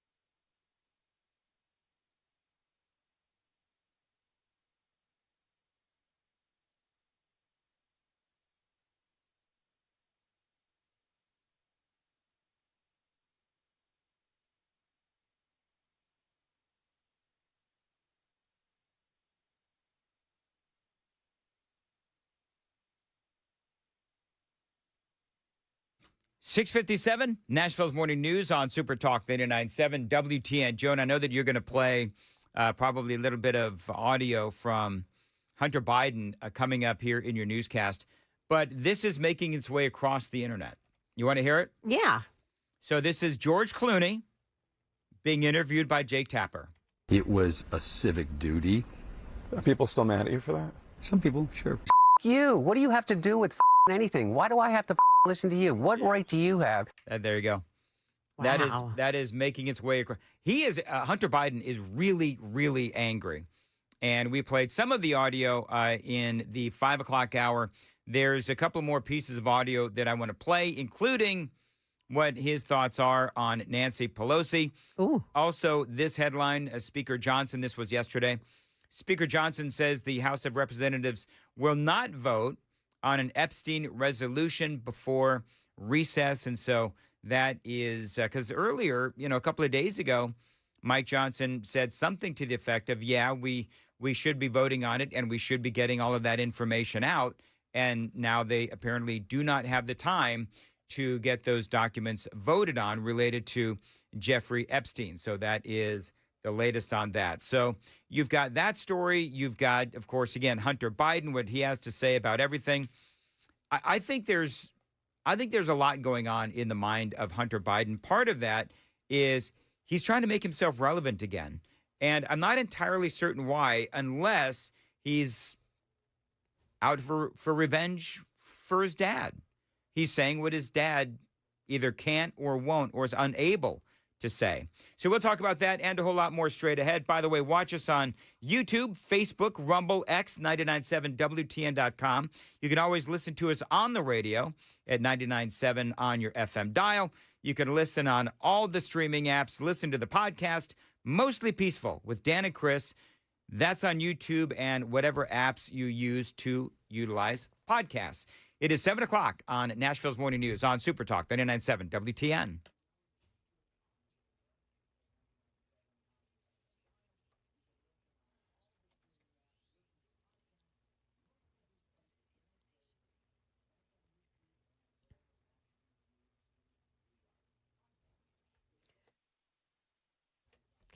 Good morning. I'm Joan Jones with your top stories. Well, Hunter Biden is now walking back those comments that he made in a YouTube interview about his dad taking sleeping drugs, Ambien, before last year's presidential debate. Hunter later telling ABC News he was not saying his father was taking Ambien immediately before the debate, adding, I have no idea whether or not he used Ambien while traveling through multiple time zones in the weeks leading up to the debate.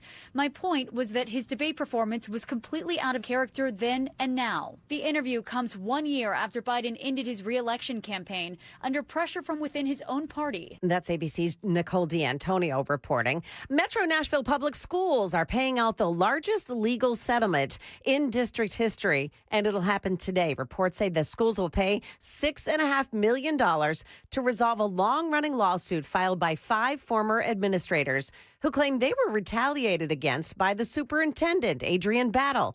The case was set to go to trial today. The former employees said that they were demoted or pushed out of top leadership roles for speaking out on things like a Black History Month lesson that gained national attention, and others who said they wanted Battle's brother to be fired for having a physical altercation with a parent and mishandling school funds. A vote will take place on that settlement today. A woman whose body was found dead in a field in Manchester has now been identified as Alicia Wolf of Orlando, Florida. Her daughter tells Channel 4 that her mom struggled with addiction and was a street worker and had no ties to Manchester or to Nashville. So we're just so confused on why she's there, how she got there. I'm not going to get my mom back. I'm not going to get her back. I just want to know what happened. Her family has started a GoFundMe to help cover funeral expenses. Market numbers brought to you by Beacon Capital Management, online at beaconcm.com. 2 major stock averages ride into Tuesday trading on the backs of new records. The S&P gained 0.14% Monday, the NASDAQ 0.4%, both finishing the session with their highest closes ever. The Dow Jones ended the day essentially where it started. Biotech giant AstraZeneca plans to invest $50 billion in its U.S. manufacturing and research capabilities by 2030. The cornerstone would be a new multi-billion-dollar facility in Virginia, producing the company's as-yet unnamed pill for obesity. Coincidentally, a major Swiss confectionery has raised its forecast for sales growth for 2025. The company behind Lindt Chocolates now expects sales to jump between 9 and 11% this year. Southwest Airlines' signature open seating system is nearly gone. Customers can start buying assigned seats next week for flights in January and beyond, making the airline born on the back of a cocktail napkin in 1966, pretty much like all the others. Jim Ryan, ABC News. Both General Motors and Coca-Cola released their earnings this morning, and both companies beat estimates.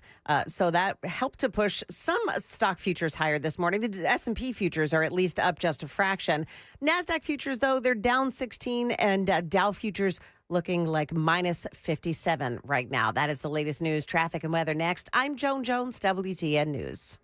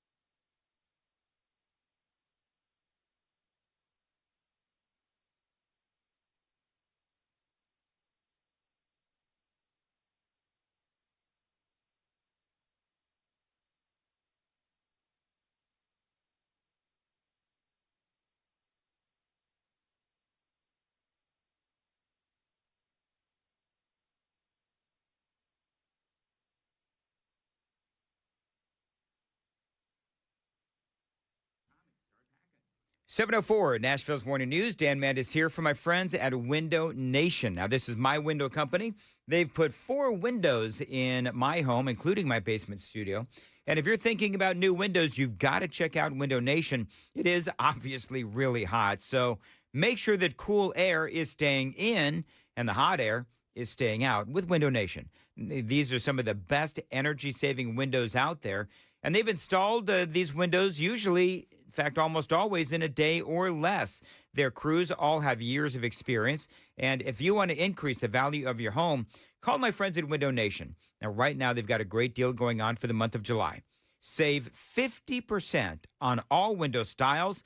You can save big time as well. 0% interest for 5 years and no interest until 2030. So listen, this sale is going to end soon. Call them right now at 866-90-NATION, 866-90-NATION, windownation.com. Schedule a fast and free estimate right now with Window Nation. Don't forget that great deal. Save 50% off all window styles, and you can save big time with 0% interest for 5 years, no interest until 2030. 866-90-NATION, windownation.com.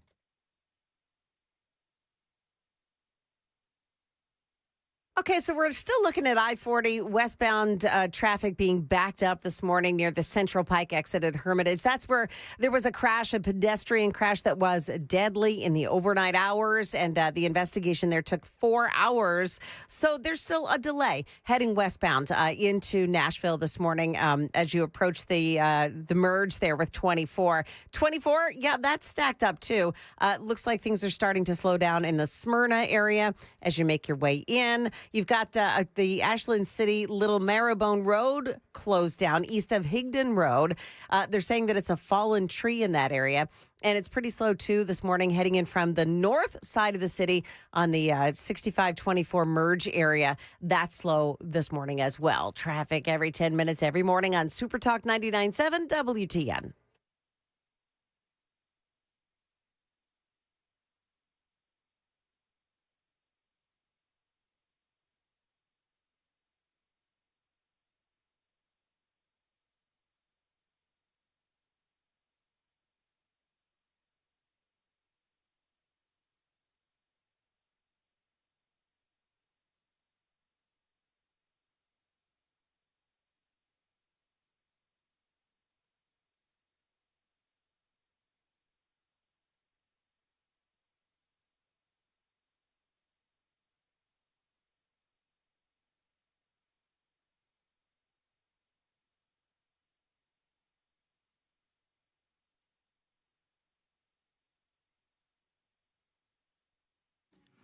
7:07, Nashville's Morning News on Super Talk 99.7 WTN. Good morning to you.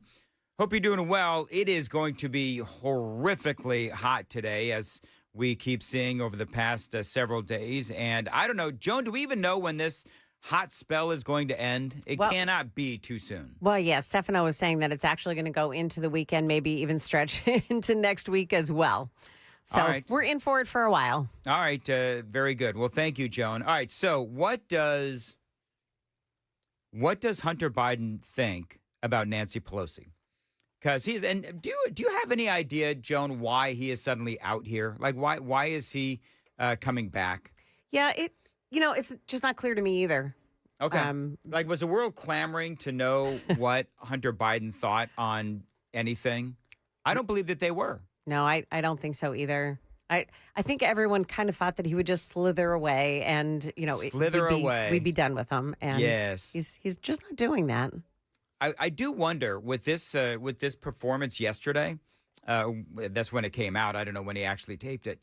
But do people have a better opinion of Hunter Biden, or is it worse now? I think it's worse. Yeah. I mean, and for me, it couldn't get any lower. But I think it is really telling who he really is more angry at. So this is Hunter Biden talking about Nancy Pelosi. And you would have the Speaker Emeritus that would say, well, I'm going to leave it up to, but I don't know. And they had already made a decision. They had clearly made a decision. And when I say they, I mean the Speaker. And, I heard Alexandra Pelosi say something, call my mom, like, put your big girl pants on to my mom or something. And I kind of feel like saying, who the f*** do you think you are? I would never speak about your mom that way. Yeah. I would never speak about your father that way. I would never insult your parents that way. But didn't he have, was that story true where Hunter Biden had Joe's name on his phone as Pedo Pete? Was that actually a real thing, or is that just, something that people, I don't know, made up, or is that an old wives' tale or whatever? Because that's what the word was that, okay, so if he has such love and respect and adoration for his father, why was the identifier in his phone if his dad called him as Pedo Pete? Again, I think that was true.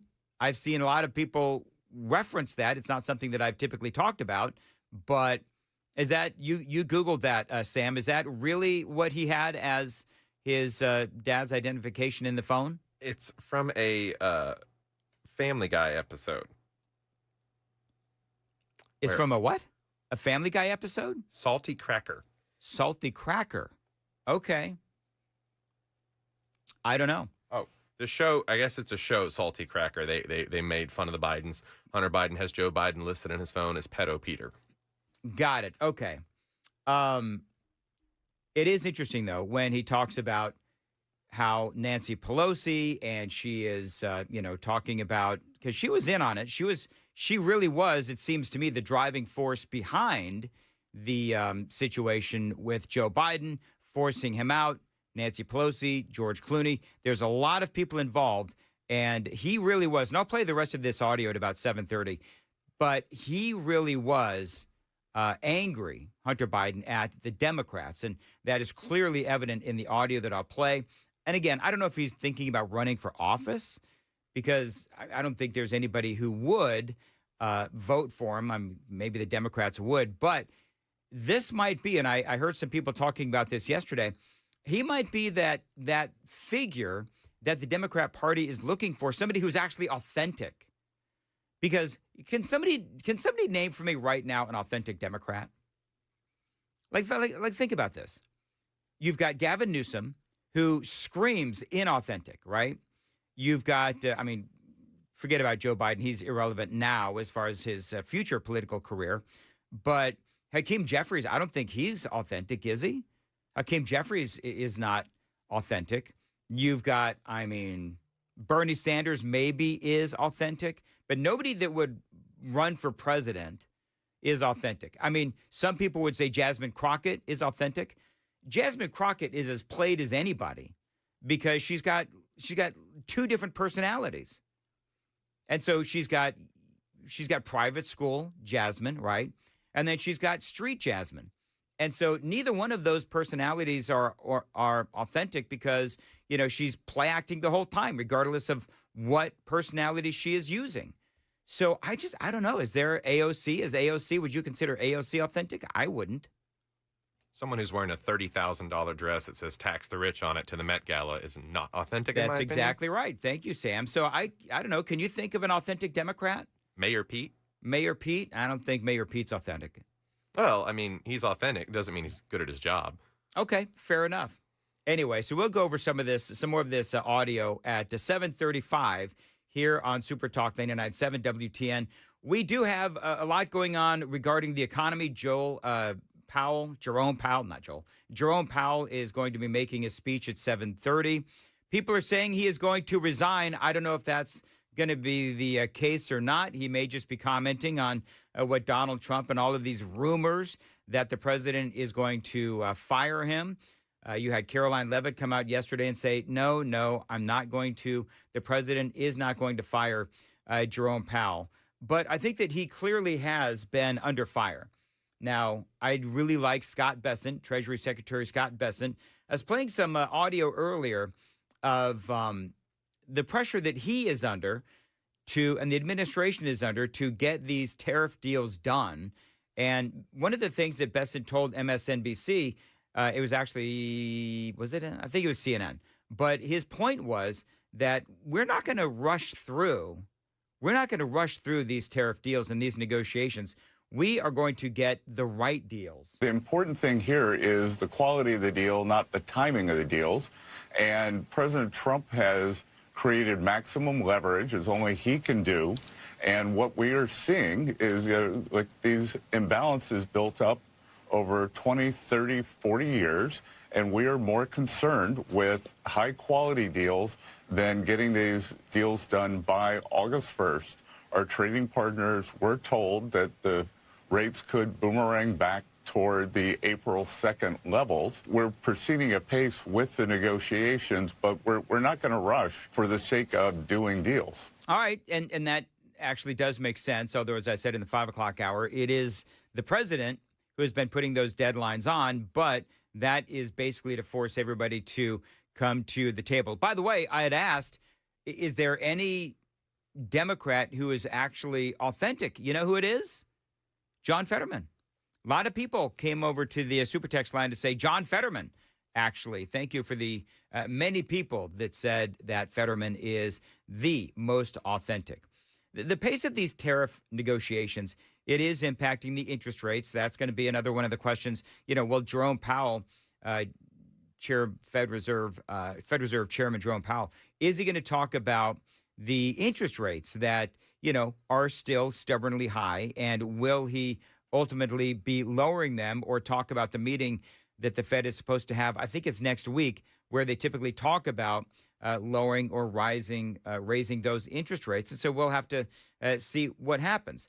But right now, the Fed Reserve, it feels like they're going really slow on lowering down those interest rates. And so one of the questions is, this is all sort of, you know, leading to this economic uncertainty that does lead to higher prices. It leads to a lot of things that are negative economically. And so right now, the pace of these tariffs and these tariff negotiations, it is slower.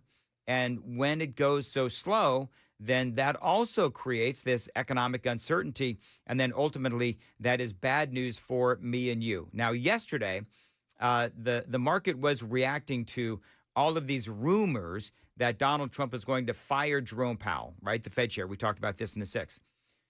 Caroline Leavitt had to come out and she had to say, yeah, this is all fake news. He has no plans to fire the Fed chair, but he has been very transparent in expressing his displeasure with Jerome Powell's management of the Fed and also his policies. And the president is right, by the way. He's been saying this for a while, but finally, economists and experts are agreeing with him that Jerome Powell should cut interest rates. If you look at our country, by every economic metric right now, it is booming. Look at the trillions of dollars the president has brought in foreign investments. Look at inflation, like I said, continues to go down. He's basically defeated it in just 6 months. If you look at the massive deregulatory campaign this administration has lost, look at the cost of goods. The cost of oil is down 20%. We've added 700,000 jobs to the economy in just 6 months. The manufacturing sector is ticking up again. By all accounts, this is a good economy. In fact, the Wall Street Journal, wherever you are, did in fact give credit for that. They said that the economy has its swagger back, which is one way to put it. But I think that it's true. And I think that the Fed chair needs to lower interest rates. The president is right about that. And finally, people are catching up to the president on that. Yeah, and she's absolutely right. And we'll talk a little bit coming up after the traffic, which I'm late for. Sorry. Coming up after the traffic, we'll talk a little bit about what the Wall Street Journal has said about Donald Trump's economy. I'm going to tell you that it's all good, despite all of the doom predicting and doom hoping by people on the left and in the media. 7:18. Time to check the roads on WTN.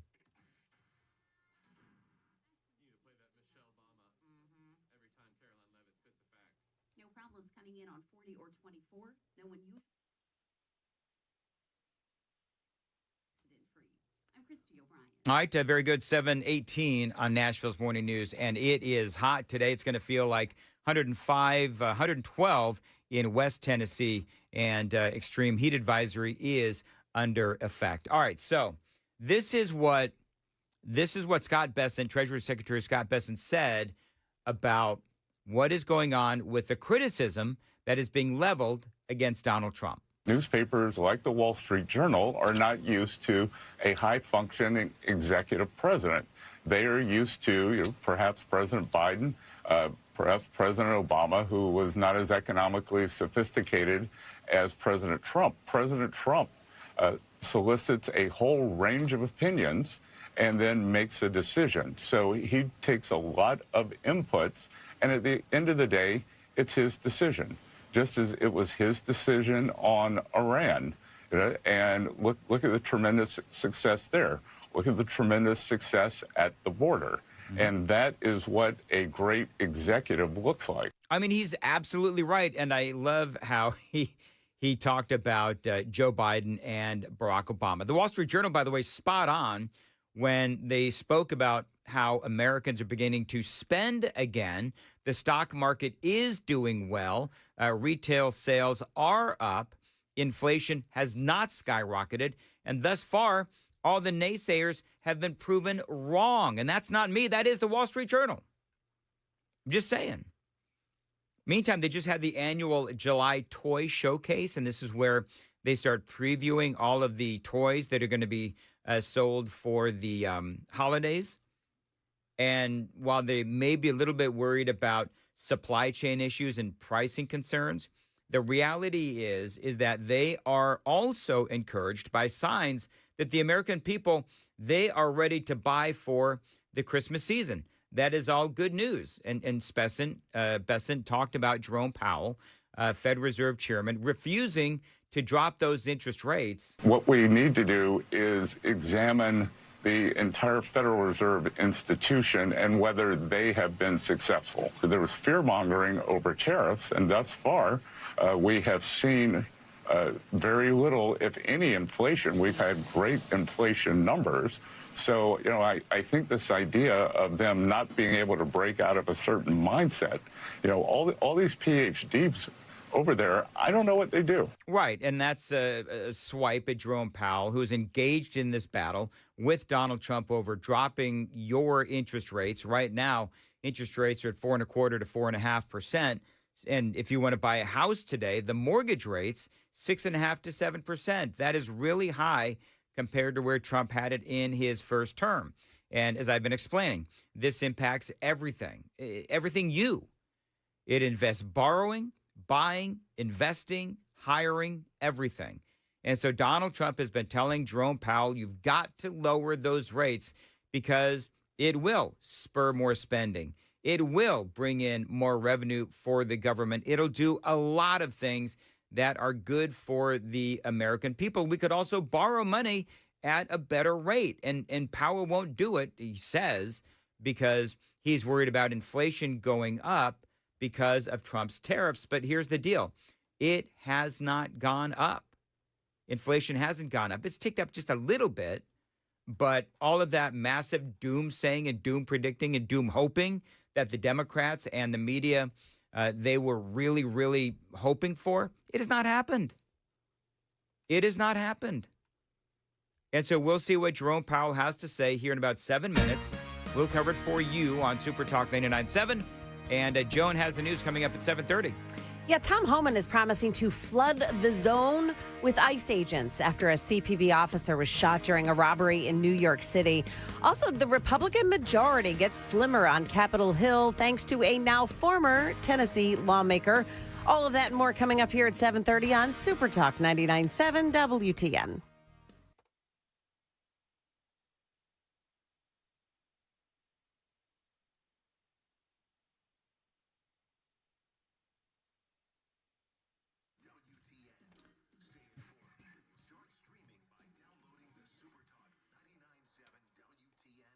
.723 on WTN and DT McCall's. This is a great Tennessee company. They are here for their fellow Tennesseans with great prices, great selection, great value as well. Now, I've been telling you for years about these folks. They've been helping people out here in Middle Tennessee 3 generations. And if you need it, they've got it at DT McCall's Indoor Furniture. If you've got a room to fill, go to DT McCall's. Of course, you know all about their lawn mowers and outdoor lawn equipment, appliances. If it plugs in, they've got it. They've always got specials going on to save you money. And right there on the front page of the website, they've got great prices on all the best brands of appliances like washer and dryer sets, dishwashers, and a whole lot more, including indoor furniture. And they've been at it for 100 years with a focus on customer service. And if you buy it, they'll deliver it for free and haul away the old stuff. They've got 5 locations across Middle Tennessee: Carthage, Cookeville, Lebanon, Lafayette, and Franklin. Always online, dtmccalls.com.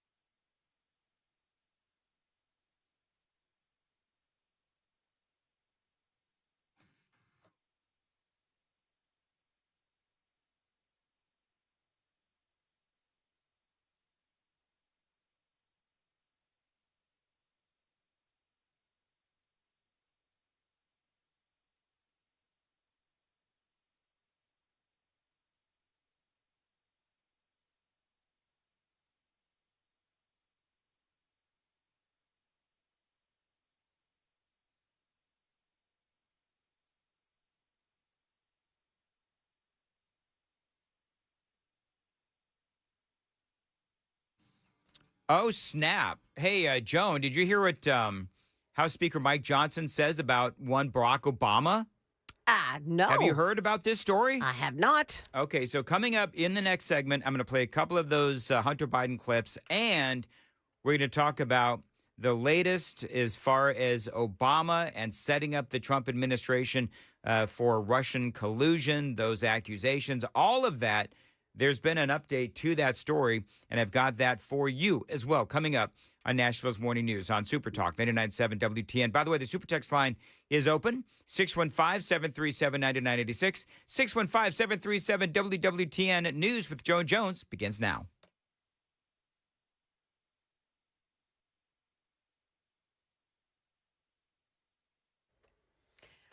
Good morning. It's 7:30 now, and I'm Joan Jones with your top stories. The Trump administration saying that it is ramping up ICE detentions in New York City in response to the shooting of an off-duty customs officer over the weekend. Immigration enforcement on the streets of New York is being stepped up after a promise from Trump administration border czar Tom Homan. We're going to flood the zone.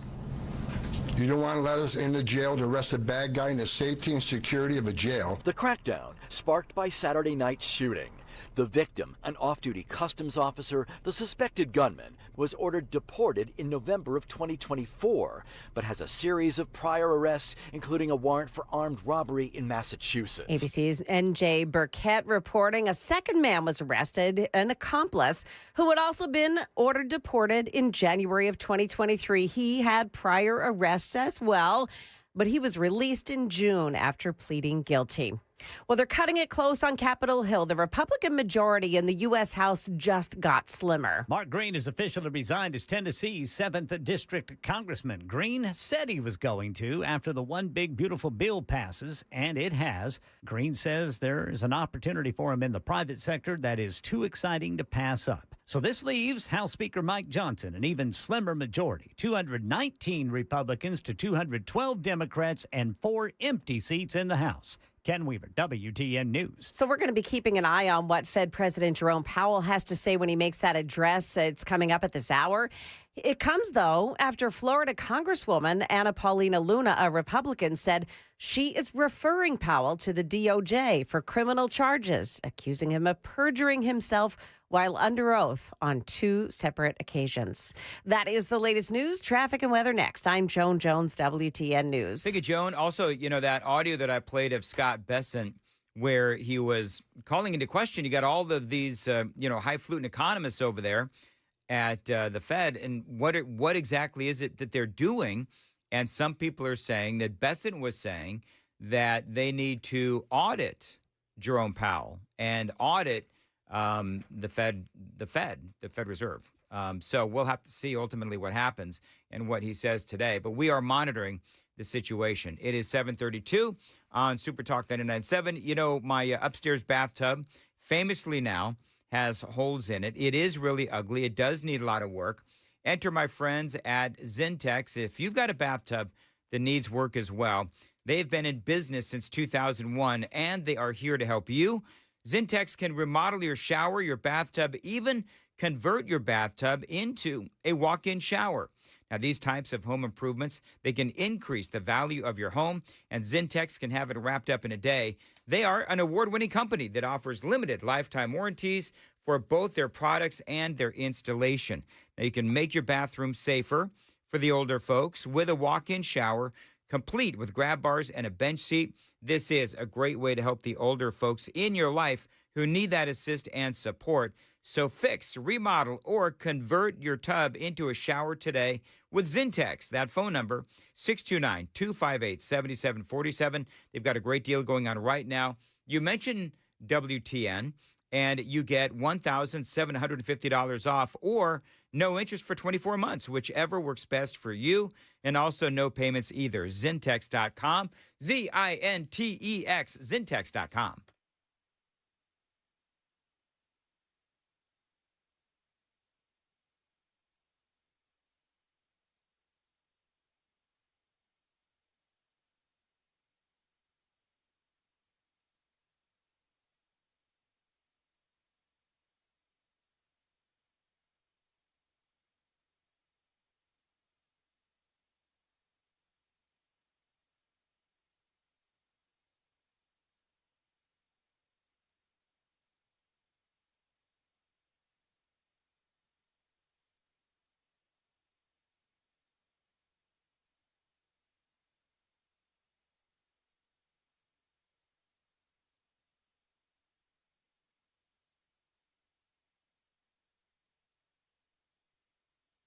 Dan Mandis here at 7:35. I want to tell you about my friends at Loan Pronto. Listen, if you're maxed out on credit cards, struggling with high interest debt, you could pay it all off in just days.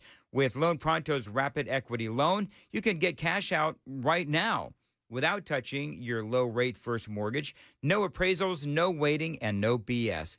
Now, the Rapid Equity Loan program at Loan Pronto, it is amazing. One Loan Pronto client just got $300,000 approved in under 24 hours.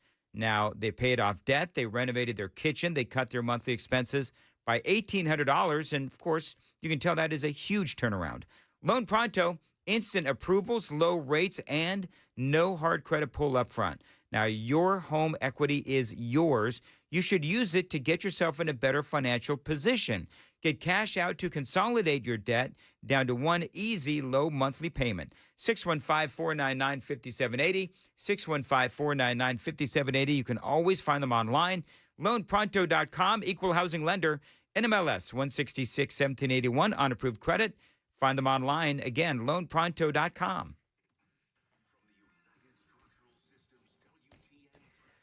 Got a crash on Lebanon Pike, the westbound side before Briley Parkway. It looks like it's slow in that area. Pretty slow as well on 24, heading eastbound, and as well on 65 until you get to the merge. And then it's really jammed up this morning. 24 westbound lanes. You've got some delays starting around the Smyrna area. That's normal volume delays. Traffic every 10 minutes every morning on Super Talk 99.7 WTN.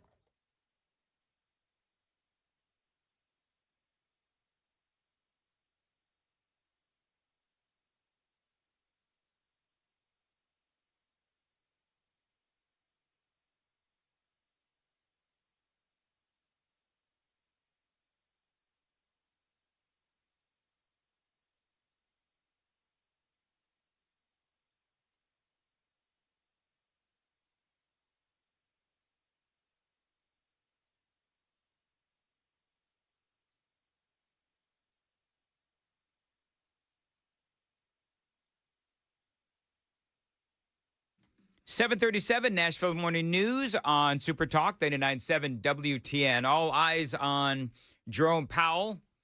Is he going to quit or is he not? We'll have to see ultimately what he does. And he's supposed to have some sort of a press conference right about now. Joan is watching it. Sam is watching it as well.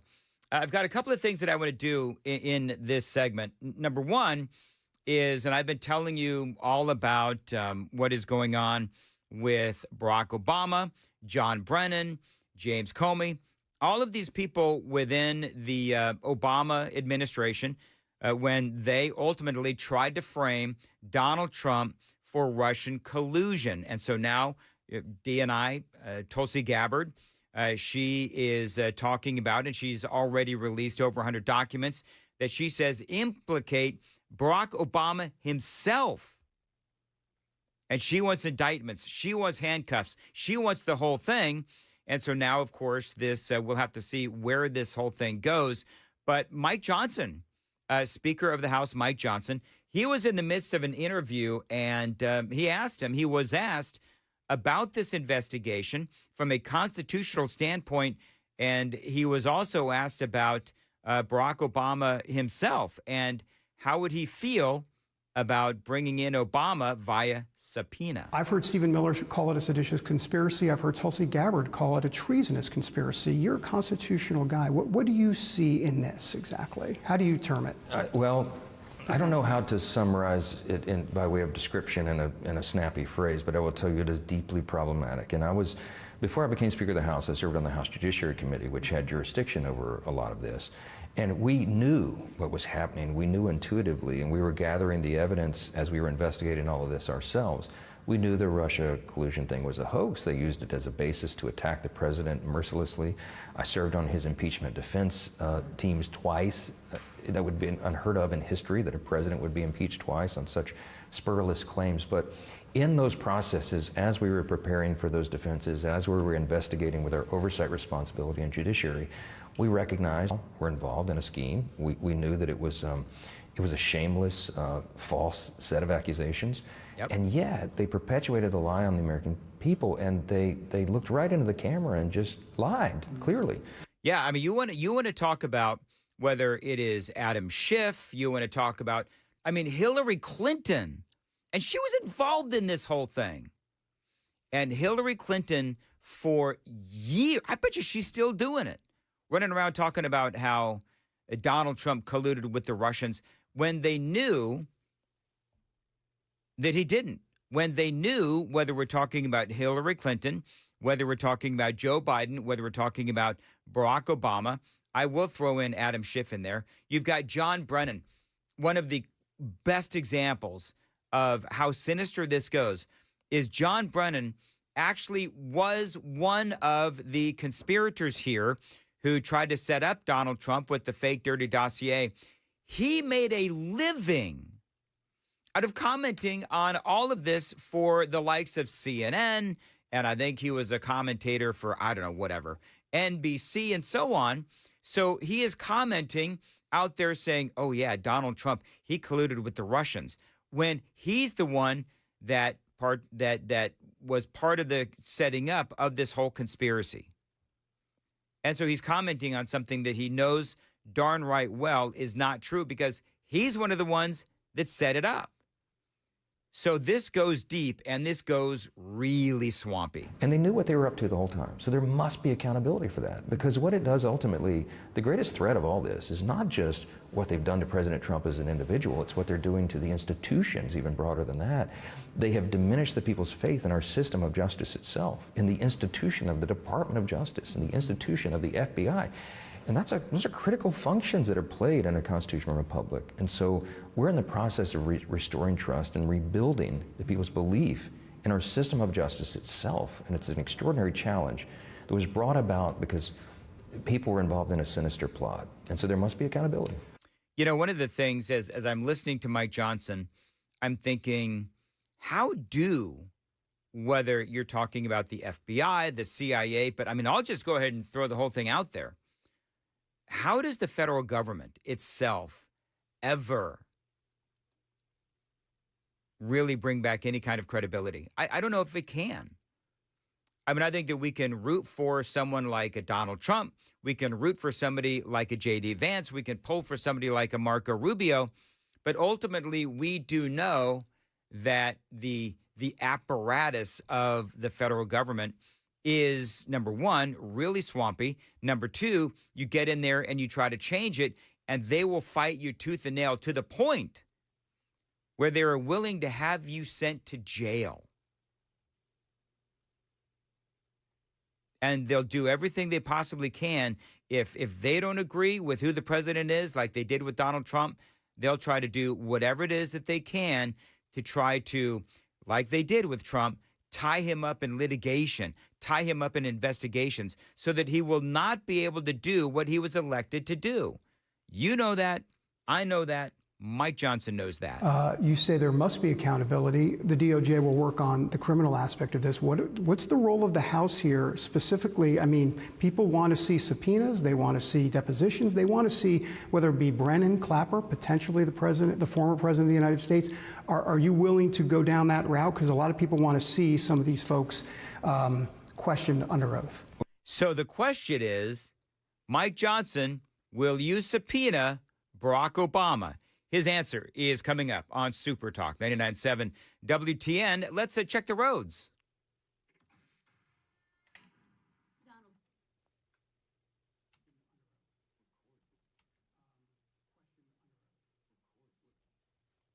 No unusual delays on 20. As far as your weather goes, it is going to be hot, very hot. It's going to feel like 105, 112 in West Tennessee. There's a number of reasons why you don't want to be in West Tennessee today, Joan. And why is one of them? Well, there's two reasons. Okay. Number one is because it's going to be really hot and, well, Memphis. That's why you don't want to be in. And the lack of In-N-Out Burger yet. And the lack of, well, we don't have In-N-Out Burger. And is Memphis going to get an In-N-Out Burger? Are they coming to West Tennessee? Yeah, I don't know. Or is that saved for, us in Middle Tennessee? Memphis getting. I don't know. Now everybody's Googling. I apologize. I shouldn't have gotten off track. Burger.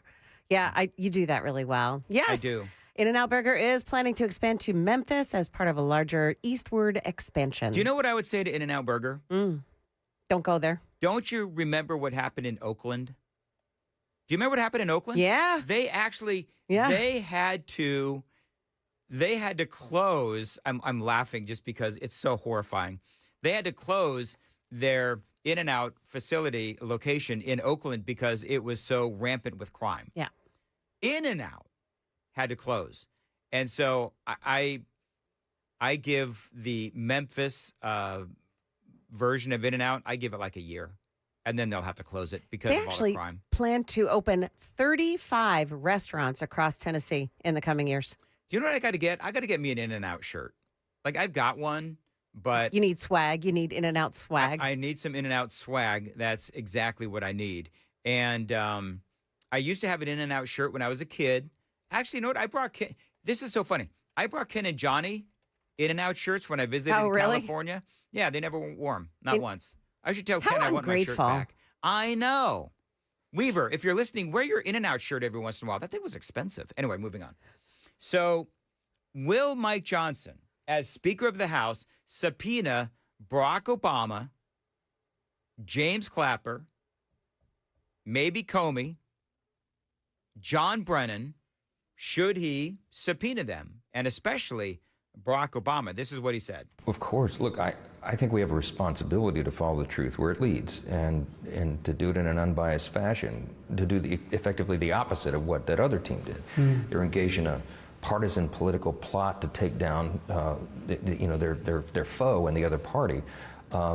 We need to be about the rule of law and bringing order to the chaos and searching out the truth, because the American people are owed those answers. So we have some very bright, very capable, very strong leaders at Judiciary and Oversight, Chairman Jim Jordan, Chairman Jamie Comer, and the other committees that would be involved.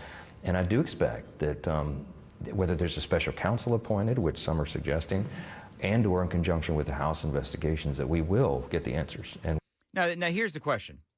And this, I mean, the super text line is very active this morning. And 7127, question for you: why would we want to waste all of the taxpayers' money to subpoena these folks, Obama and all of his corrupt associates? They're just going to plead the fifth. And a lot of other people saying, you know what? We would love to see him squirm, but y'all know how this works, right? So they come in. And you've got all of the Republicans that will start yelling at Obama, yelling at Clapper, yelling at, all these people.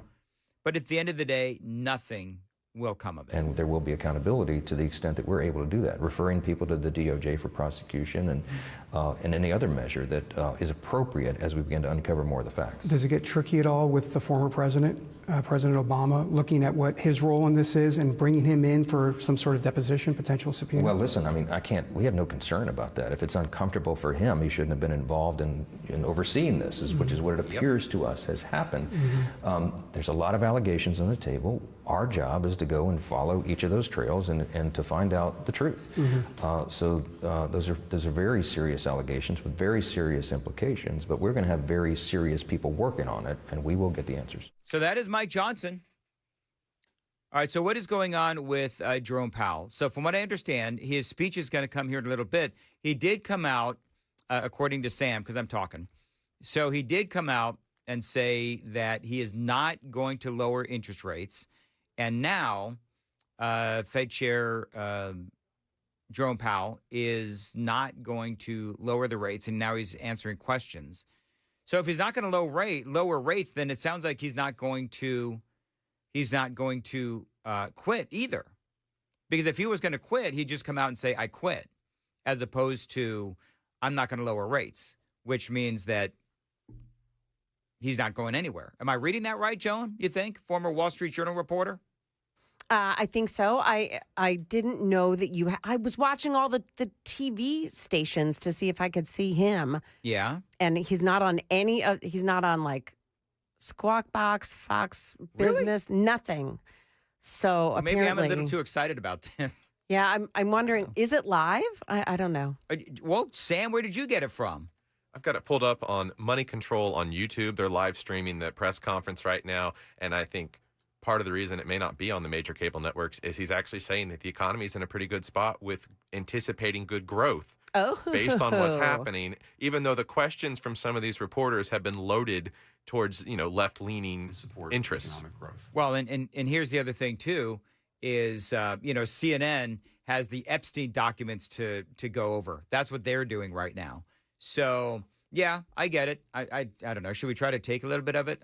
It's money stuff.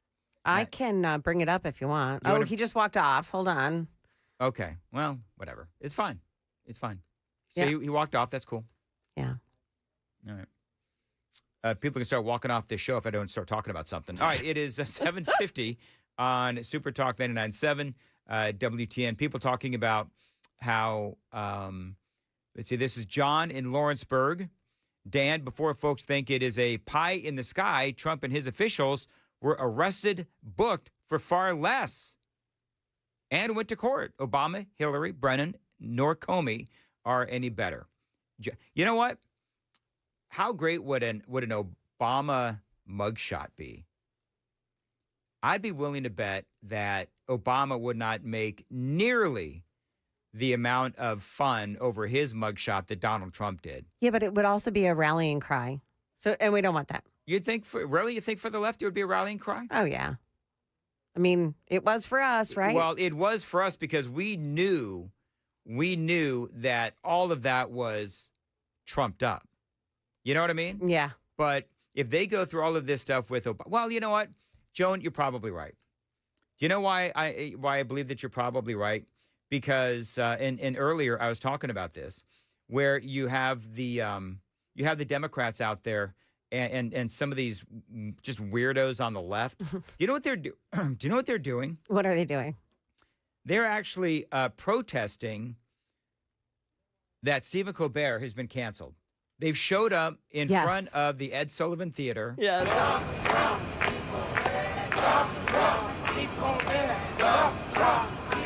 Dump Trump, keep Colbert. Oh my gosh! You know what? He lives rent free in their home in their heads. Isn't it so fun? Yeah. And but here's the thing, is that the reason why Colbert has been canceled is because his show's not making any money. That is why the Colbert Show was canceled. Not just that he's not making money. He was actively losing millions of dollars. And they couldn't control him. That's the other thing. Like, clearly everybody knew that nobody was enjoying the show in the sense that there's no room for growth because all you keep doing is bashing the president and half of the American people and their choice for president. So there was no room for growth. So why even bother? So anyway, I do wonder what the network is going to do in that time slot. If anything, they may just give it back to the local stations to do more of that local news, which, I mean, I'm no TV executive, but it sounds like, I guess that'd be good for more local news, right? You would think. Phil Williams can do more looking for that white supremacy all across Middle Tennessee. That's what. Hey, Joan, what's happening in the news today? Yeah, coming up here, a federal judge blocking a portion of Tennessee's abortion law, and they're going to get back to working on the Tennessee Titans' new stadium. But really, nothing has changed there after the alleged noose incident. I want to know, did every one of those guys do the HR training? You know, we were joking about that yesterday. Well, I think the idea is that they're going to have to do it. So I don't know, like yesterday, what did they do on their day off? Well, I mean, I was talking earlier. Somebody told me that the reason they concocted this whole thing was because there was a big rumor going around that ICE was going to show up at the site and start asking for green cards or whatever. So, and I don't know if that's true.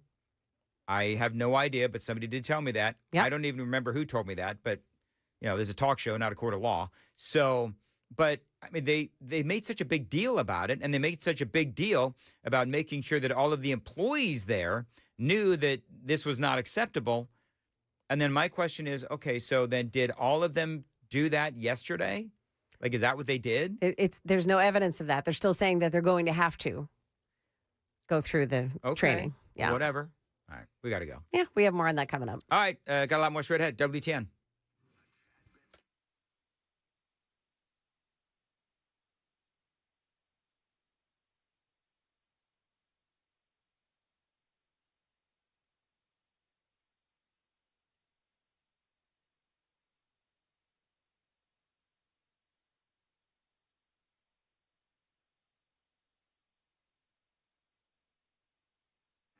Oh my goodness. 7676 has a great suggestion.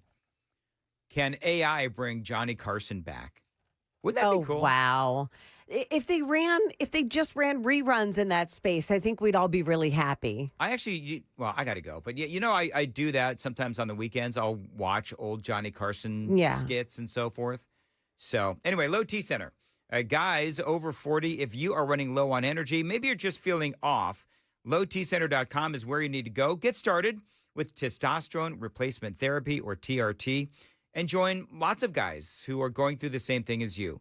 Now, you know that they've got clinics all over Nashville, and they're really easy to get to. You walk in, you see a real medical provider, and you get that energy back. No complicated process, just results. And remember, these treatment plans, they are tailor-made just for you.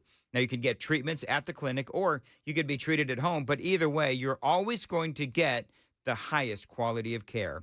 So reclaim that energy and become you again. And by the way, they can also help with prescription weight loss options as well. Head on over to lowtcenter.com right now. Book that appointment. lowtcenter.com. Simple, quick, and totally worth it.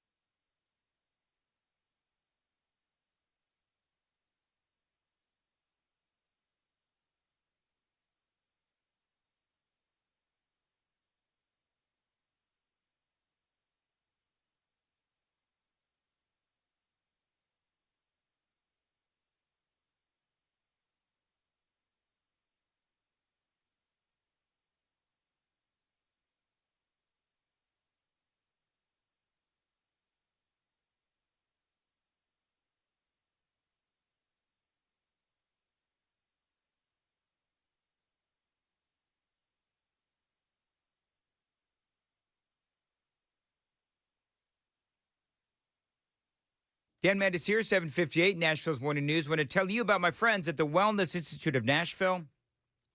They've got a great special going on right now. $12 for a comprehensive exam, x-rays if needed, well-explained diagnosis, and your first treatment, all at the Wellness Institute of Nashville. Now, you know what they can do for you.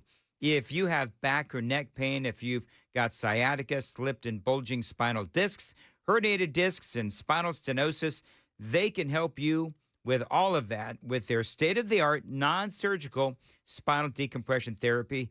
No surgery, no spinal injections, and no painkillers. Call them today, and don't forget about that July special. $12 for a comprehensive exam, x-rays if necessary, and a well-explained diagnosis, and that first treatment. 615-246-5009, 615-246-5009, painisbad.com.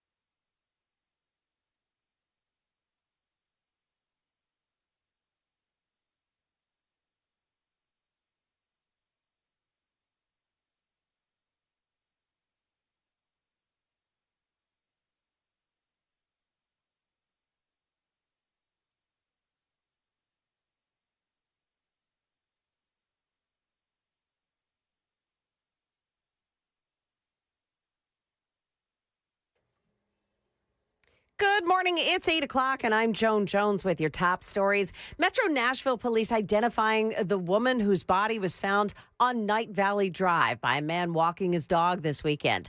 34-year-old Samaya Magzoui died from blunt force trauma and multiple cuts. Neighbors spoke with Channel 4. I feel like in Nashville, it's becoming like one of those places you never know what you're going to see, what you're going to run into, and that's kind of sad. Makes you want to move, for sure. Metro Nashville police trying now to find her killer. A federal judge has blocked Tennessee's new law that bans recruitment or transport of minors to get an abortion. The ruling coming from U.S. Circuit Judge Julia Gibbons in a lawsuit brought by Nashville Democrat State Rep Afton Bain and Nashville attorney Rachel Welty, who contend Tennessee's 2024 law penalizes someone for simply pointing out where someone could get an abortion where it is legal. Judge Gibbons is an appointee of former President George W. Bush. Ken Weaver, WTN News. No response so far from Tennessee Attorney General Jonathan Skrmetti. Nothing's changed, but construction of the new Tennessee Titans Stadium is resuming today. It had been halted after the alleged discovery of a noose. Investigators have not made any arrests, but they say they are going to interview the 1,400 employees working on that stadium to find the culprit.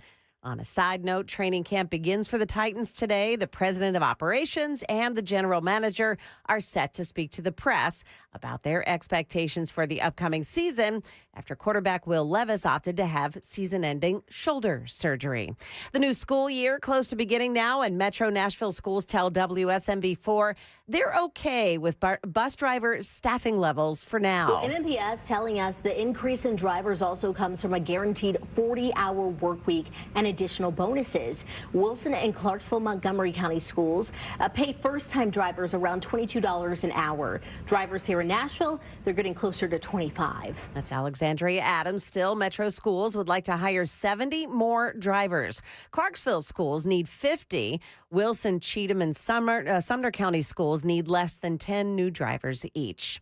Well, if you've got $15 million, you could buy the Franklin home once owned by financial planning VIP Dave Ramsey for that amount.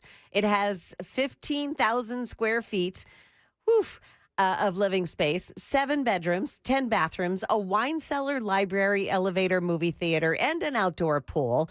Ramsey sold it 5 years ago for $10 million. The current owners did some renovations, and they've just put it back on the market yesterday for $15 million. Market numbers brought to you by Beacon Capital Management, online at beaconcm.com.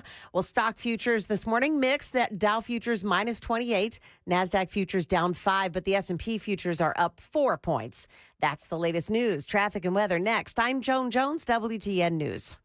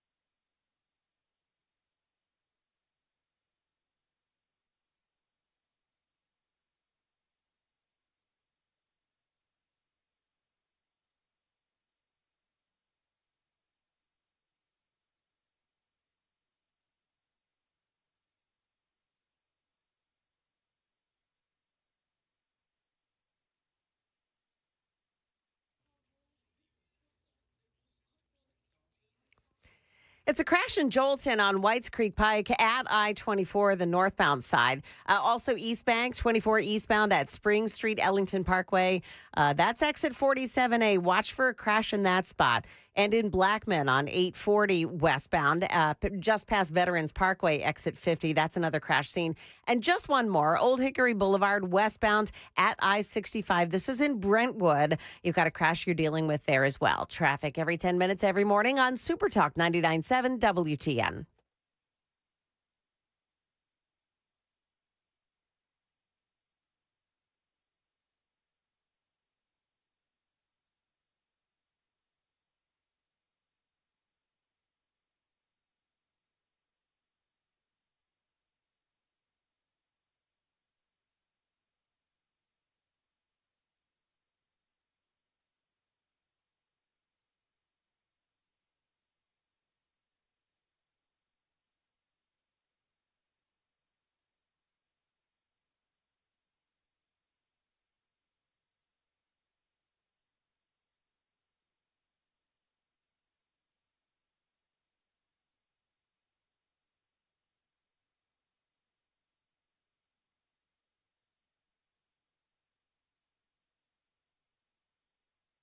.807 Nashville's Morning News on Super Talk 99.7 WTN.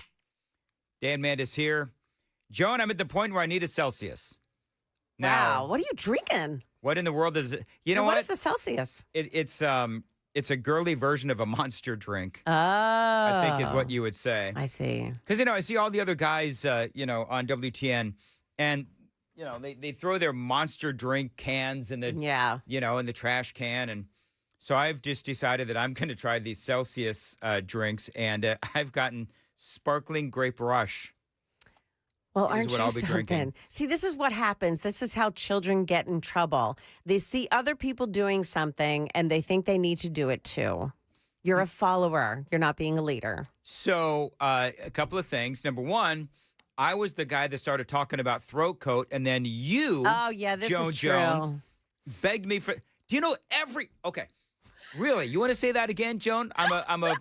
I'm a follower, not a leader. Yeah. Every host on this radio station has begged me for throat coat. Okay. You not Chad Benson. I never see him. That Murphy Show guy in the afternoon. Yeah. All of you. So All say y'all. It, so say it again. All right. Hey, speaking of Murphy Show, real quick. No, So. I have to tell you about Powell.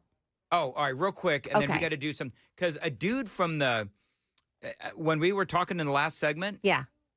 a guy the super text line flooded with. Did you hear what happened on Murphy's show yesterday? Yes. All right, so I found the audio. Okay. So what happened here's real quick with Powell? Jerome Powell was only doing just at 7:30 or 7:30. He was just doing the opening remarks of a banking conference in Washington D.C. Okay. So we're not talking about something that there wasn't going to be anything consequential to come out of that. He is going to be speaking at 1:00 p.m. Eastern time today. And that'll be at the Federal Reserve. So when we think about Jerome Powell, I think we do think of him as inconsequential. Well, perhaps. But yeah, so that's the deal. Like what he was going to say there this morning, it was not going to be of anything to report. Or he could be consequential if he would lower those rates, Yeah. or he is Deciding to exit. deciding to exit. Stage left. All right, so we're talking in the previous hour. By the way, I love the people that are like, don't you listen to your own station? No, I saw that too. Man. I will say it another way. Man's got to sleep sometimes. And this happened. I guess it looks like this was in the first hour of the Murphy Show. So they're talking about the news. And they were asking the same questions we have about, photos and that kind of a thing. But a guy called up who works on the site. Yeah. Called up Murphy Show. So did you hear this? You probably didn't I was hear just it either. reading the same things you were reading on the Don't text you line. listen to the station, Joan? Apparently not. All right. Just for the record, I do listen to the station a lot. Not as much lately because I need to get more sleep and I've got a lot of other things going on. But I miss this. But this is why you've got to listen to Murphy Show every single day. Listen. As far as the noose goes, I think that was probably just somebody being stupid, not thinking anything about it. Probably picked up a rope, made one, and probably not a great idea to hang it. But as far as the sensitivity training and all that they say they're offering now, They did that last week before all of this happened. Okay, so this was before the news. Yeah. Oh yeah. They're not doing it because of the news. They did it the week prior to this. We all had to go through it. It took, I don't know, probably all 5-6 days. 1,300 people out here on this site all went through it. He said, just real quick, did he say 5 or 6 days? Days. Oh my gosh. There's no way. They must have. There's no way that they went through. Sam, take the phones off hold. If that dude happens to be listening right now, I want clarification. Did they have to? There's no way they went through 5 or 6 days of sensitivity training. There's no way you subject people to 5 or 6 days. Maybe they all went in little groups for 5 or 6 days, but there's no way that they made 1,300 guys or however many sit through 6 days. I can barely stomach 30 to 45 minutes when we have to do that kind of crap. Right, here. when we press go and zoom through it. Shh. Oh, my God. Sorry. Stop it. Do you know somebody just told me you could do that? Oh, really? Yeah. I've actually answered that phone. Yeah. Somebody just told me, Dan, you can. And I said, really? And they said, yeah. And it works. I'm the idiot that has been sitting there taking notes to make sure that I don't have to take it a second time. Anyway. Oh, my So here's goodness. more. I mean, it begs the question, Michael, and I'm not trying to, you tell me if you can answer or not. I don't want to get you in trouble, first and foremost. No, all right? I'm good. But is it possible this was in response to or reaction to that training? It's possible.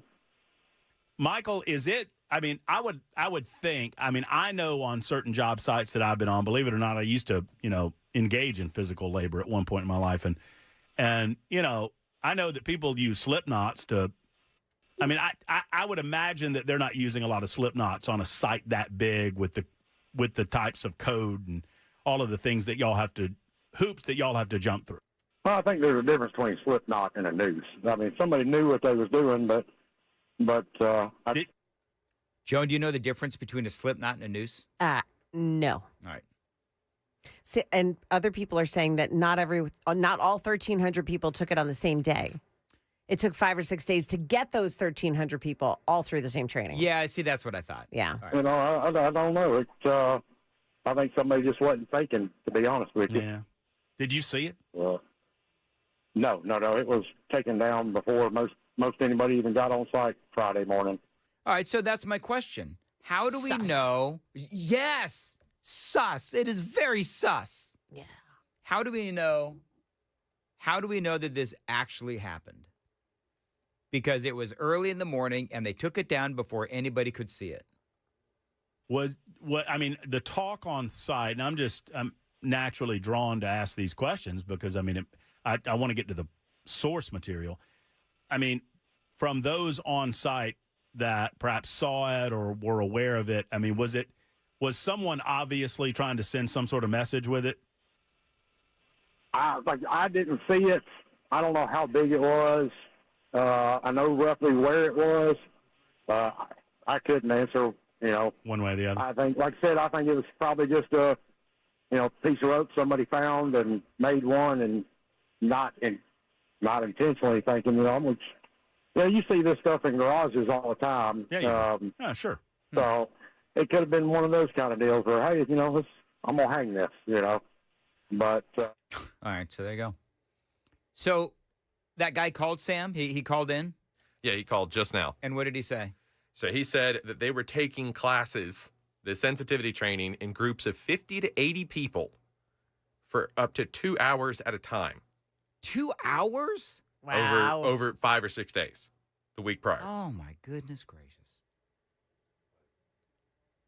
That is a lot. Michael, are you still listening? Hey, Michael, call back. You should have put him on the air, Sam. He doesn't want to get in trouble. Oops. Don't well, blame we just him. replayed his audio, and he doesn't want to get in trouble. Really? Because he called Murphy Show yesterday. Apparently, Murphy Show is worth it. Worth getting fired over. Or maybe less people are watching and listening to Murphy compared to Dan. Oh, that's... Bam! Wow. Dang. No, that's actually not true. But interesting, though. But can you act like, who would, this whole thing sounds just sketch to me. It does. Like first of all, lots of holes. Well, number one, like Michael said, well, maybe somebody just picked up a rope and made a noose. Well, who just picks up a rope for whatever reason and makes a noose? Right. I wonder that's that number too. one. Yeah. But number two, I'm questioning whether there was actually a noose. That's all I'm saying. I'm questioning as to whether or not there was actually a noose. Because okay, here's my proof. You ready? If you are a company, and this is like all at the hands of the builder, right? So you're a builder and you are forcing your 1,300 workers building the new stadium to go through hours of sensitivity training. Somebody leaves a noose on your work site, your job site, you're going to take a picture and you're going to let it be known that there is a noose and this will not be tolerated. Do you know what I mean? Because if you're forcing your employees to do that much sensitivity training, if you're asking employees to do that much sensitivity training, I think part of that is, what do you call it, Joan? Virtue signaling. Yeah. It's like virtue signaling. And so, can you imagine the virtue signaling this company could have done with a noose? Had there actually been a noose?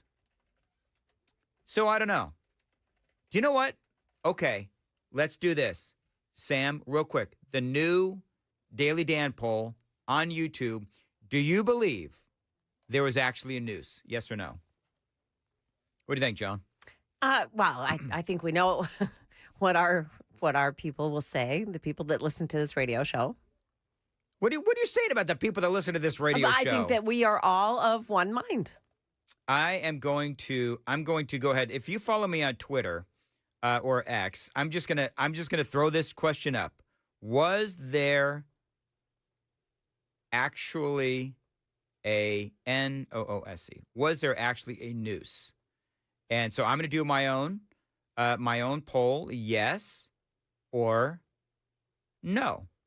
All right. So the Daily Dan poll now, and I'm hitting post right now. Was there actually a noose? So on my Twitter feed at Dan Manda Show, or take the poll on YouTube and let us know if you think there was actually a noose. And I don't know, is it politically incorrect to ask if there was actually a noose? I just feel like this whole thing is weird.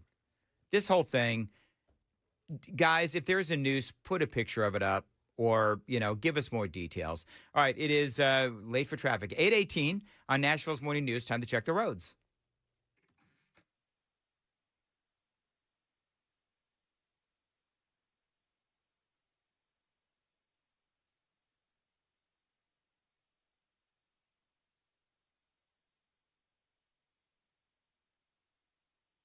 As far as your weather goes, today it's going to feel like 105, 112 in West Tennessee. So that's another reason, Joan, not to go to West Tennessee. Memphis, and it's going to feel like it's 112. Right. Extreme heat advisory as well. And appreciate you listening to Nashville's Morning News on Super Talk 99.7 WTN. Was that another person from the job site? You couldn't tell. You talked to him, but you couldn't tell? Bad line? I was asking questions and kept getting a one-word, where? Where? Okay. And I'm like... It's cool.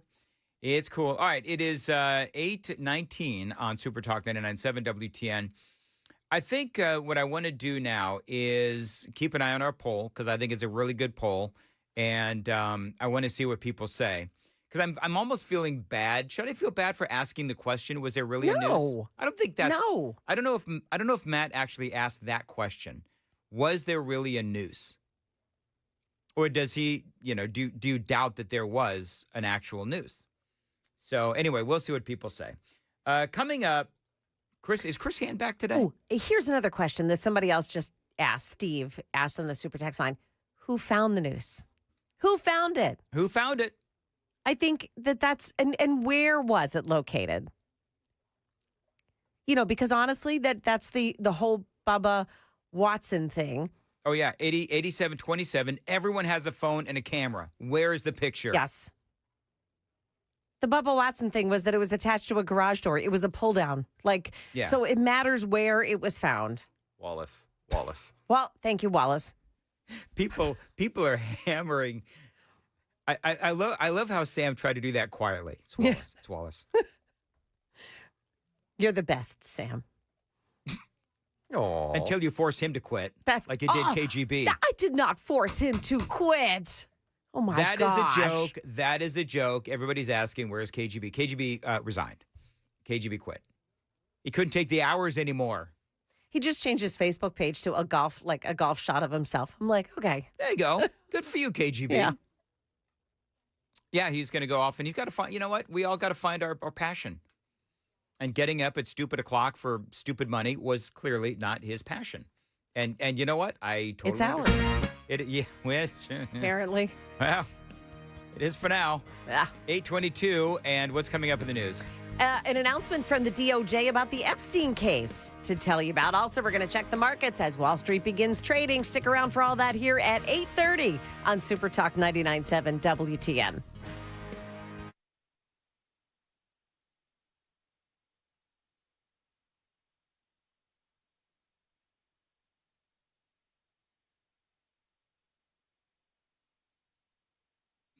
A22, Busy Bee Plumbing, Heating, and Can you imagine if your air conditioning... Weaver was telling me.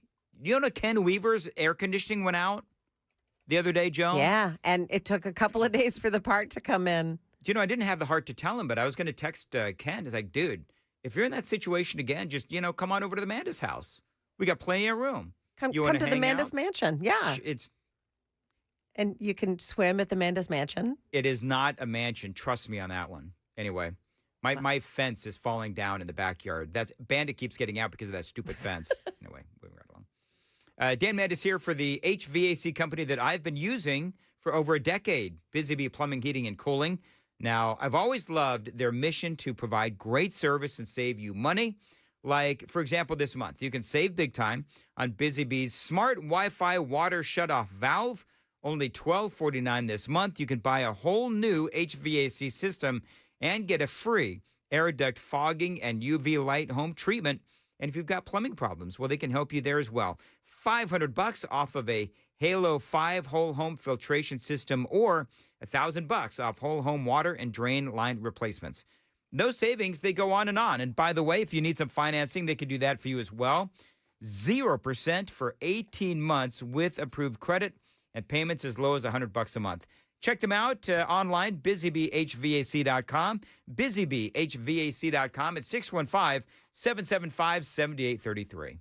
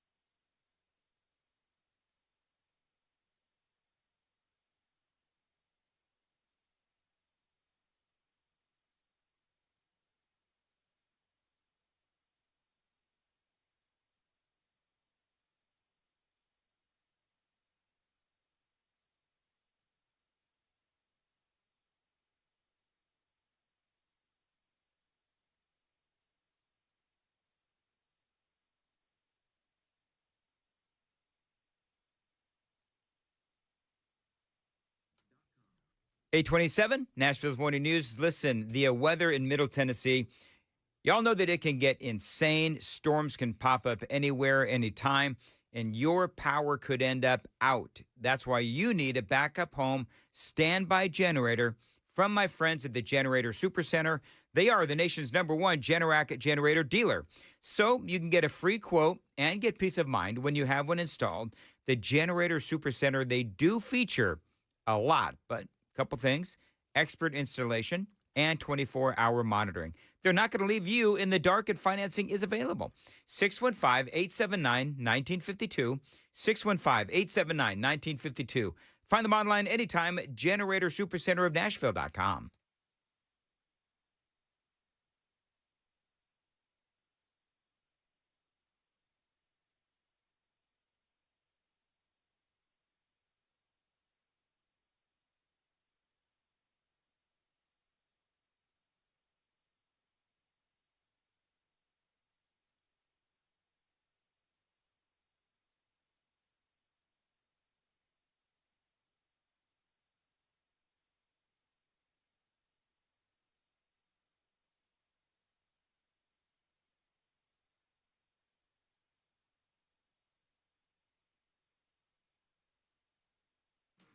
Now, 828, Nashville's Morning News on Super Talk.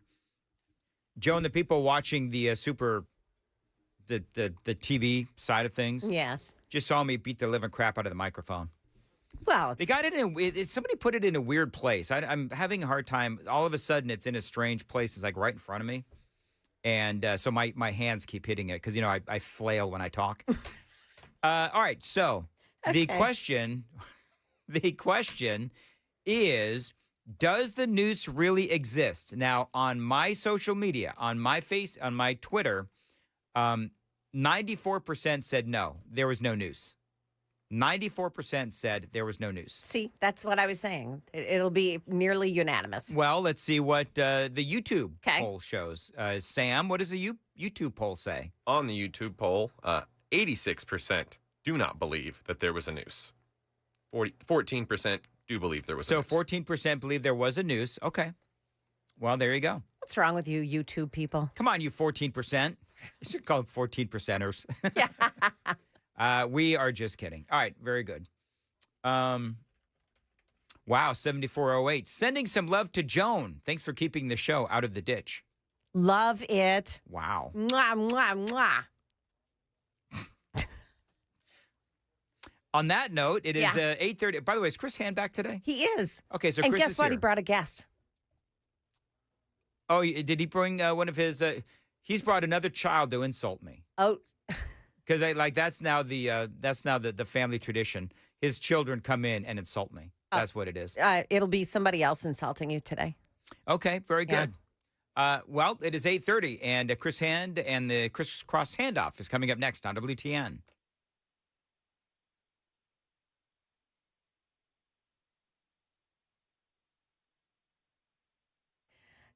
Good morning. Now 8:30. I'm Joan Jones with your top stories. News on the Epstein case. In a statement this morning, U.S. Deputy Attorney General Todd Blanche announced that the Department of Justice has reached out to Ghislaine Maxwell's attorneys. They want to see if she would be willing to sit down and speak with Department of Justice prosecutors. Blanche expects to meet with Maxwell in the coming days. A woman who admits to taking prescription drugs before causing a head-on crash is now being charged in the death of her own 3-year-old daughter. Here's WSMV4's Holly Thompson. Now, police say 3-year-old Kaylee Norwood was in the car with her mom and her 2-year-old brother last Wednesday. Police say her mother, Carlisha Norwood, was weaving in and out of traffic and then hit a pickup truck head-on. Kaylee and her brother were taken to the Children's Hospital with life-threatening injuries. Kaylee died Sunday. We have no update on the little boy's condition today. A father from Canada has pled not guilty after being charged in the death of his 9-year-old daughter. ABC News Chief Justice correspondent Aaron Katursky says the man falsely told police that she had been abducted. Email was taken approximately 15 minutes ago. Police issued an Amber Alert Saturday night, but say they quickly determined Luciano Fretolin's story did not hold up. Melina Fretolen was found dead Sunday morning in a remote pond. The two had been driving home to Montreal from a seemingly normal vacation in Connecticut and New York City. The little girl's mother had custody of the girl. She tells police that she had not been worried about the safety of her child before that trip. Money News brought to you by Beacon Capital Management, online at beaconcm.com. Treasury Secretary Scott Bessent saying this morning that there will likely be an extension of the August 12th trade deadline for China. He'll be meeting with his Chinese counterparts in Stockholm, Sweden next week. We've got the Dow Jones Industrials trading 16 points higher early here in trading. The NASDAQ down 24 and the S&P 500 index minus 3 points. That's the latest news, traffic, and weather next. I'm Joan Jones, WTN News. Thank you, Joan. 8:32, Nashville's Morning News on WTN. Brentwood Jewelry. Listen, if you need a gift for your mom, your dad, your son, your daughter, your loved one, whatever, Brentwood Jewelry is the place to go. They, of course, have all things, obviously, jewelry, necklaces, bracelets, rings, earrings. They've got watches and cufflinks and money clips as well. You name it, if you can wear it, Brentwood Jewelry has it. And also, if you've got maybe an old ring, a necklace, a watch, whatever, that needs repaired, they can do that for you as well at Brentwood Jewelry. This is a great American company. 7012 Church Street East, located in the heart of Brentwood, just off Franklin Road. Again, they've been doing this for over 50 years. Exceptional style, exceptional deals every day. Find them online at BrentwoodJewelry.com.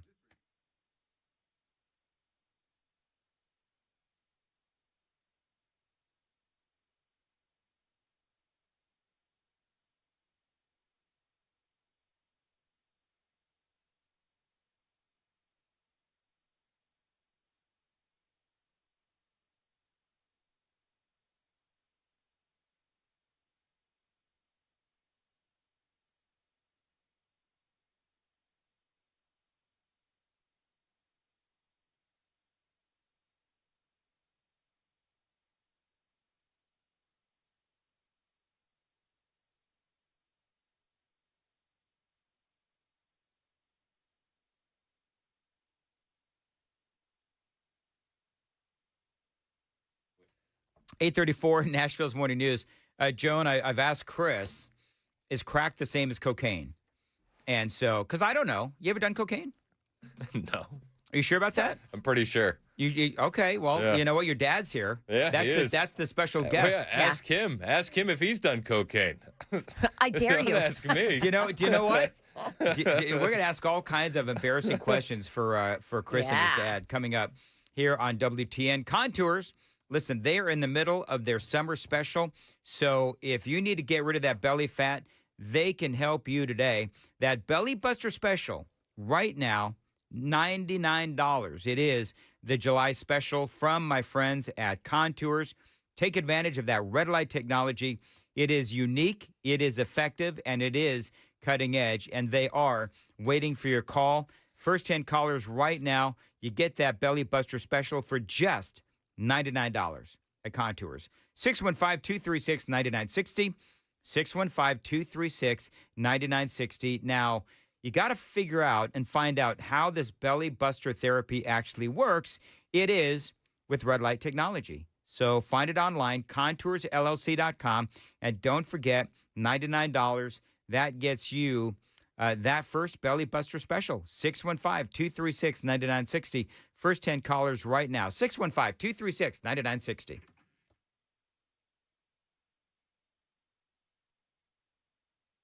Let's see. We still have some delays this morning. If you're traveling on 24 in the westbound lanes, heading up to heading up to Nashville this morning. Of course, my traffic screen just went blank on me, and it's not deciding to come back again. So we have delays on westbound 24 as you're heading up. It starts around the Smyrna area this morning.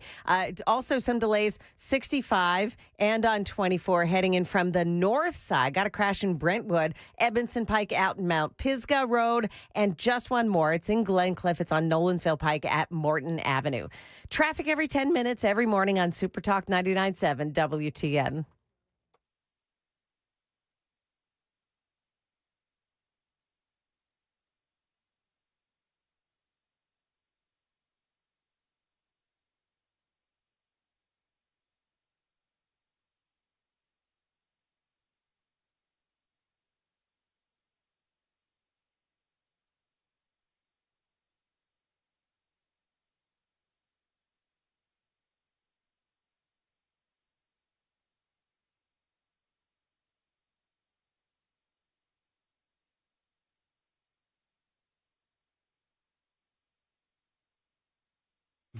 8:37, Nashville's Morning News on Super Talk 99.7 WTN. Welcome on in. It is the crisscross handoff, and I'm Dan, and Joan's here. Sam is here as well. Chris is back, finally. What's Jeez, up? Louise. I only took one day off. You know what, though? Seems like a week. It feels like forever when you're not around. I know. I missed you guys. And it's Bring Your Father to Work Day. Yeah, I didn't know I this. brought my dad. I brought my dad with me. So Al is here. Now, Al, you are Chris's father. I'm Wow, sorry. what an observation. I'm sorry. How is it you've survived this long? It's been a challenge. Has it been a challenge like Chris, a challenge? All right. Fortunately, pharmaceutical industry is good. So Now, listen, what you need to do, because it's become a Hand family tradition, is you got to figure out a way to insult the host. Because I've been insulted by 2 of his 4 children, so you've just got to keep the tradition alive. To be fair, you threw an alley-oop to Kennedy with the Taylor Swift stuff. I did throw an alley-oop to. Are you a Taylor Swift fan, Al? no. Okay, all right, very good. Now I'm going to tell you that when I told my father, who's now passed on, when I told my father that I was going to get into radio, and he heard me on the air the first time. I kid you not. Have I ever told you this story? No. My dad said, son, you might want to think about another career. So he does a true story. I was a traffic reporter in Los Angeles, and he heard me doing the traffic. That's hilarious. And oh my goodness, it was so funny. What was your first thought when Chris said that he wanted to be in radio? Chris was about 17, I think. Yeah. And one day, it really felt like out of nowhere, he said, I'd like to go to Connecticut school, and I want to be in radio. Mm-hmm. And it was so far out of left field. Really? There was no indication prior to that other than listening to music. Yeah.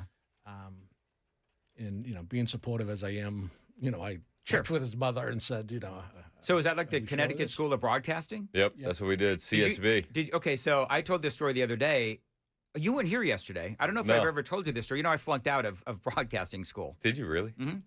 Yeah, they wouldn't let me do very quickly because people heard this yesterday. But they wouldn't let me do. They had 2 programs. They had the on-air program and the production program. And so when I went in and I did some on-air stuff, They weren't. they wouldn't too even keen let to that? me into the on-air part of the program. They said, you know what, you'd be really good at like producing commercials with other people voicing it. And so funny. I did that, and then I just flunked out. And then here we are. you proved him wrong. I don't know. Based on this show, I'm not so sure.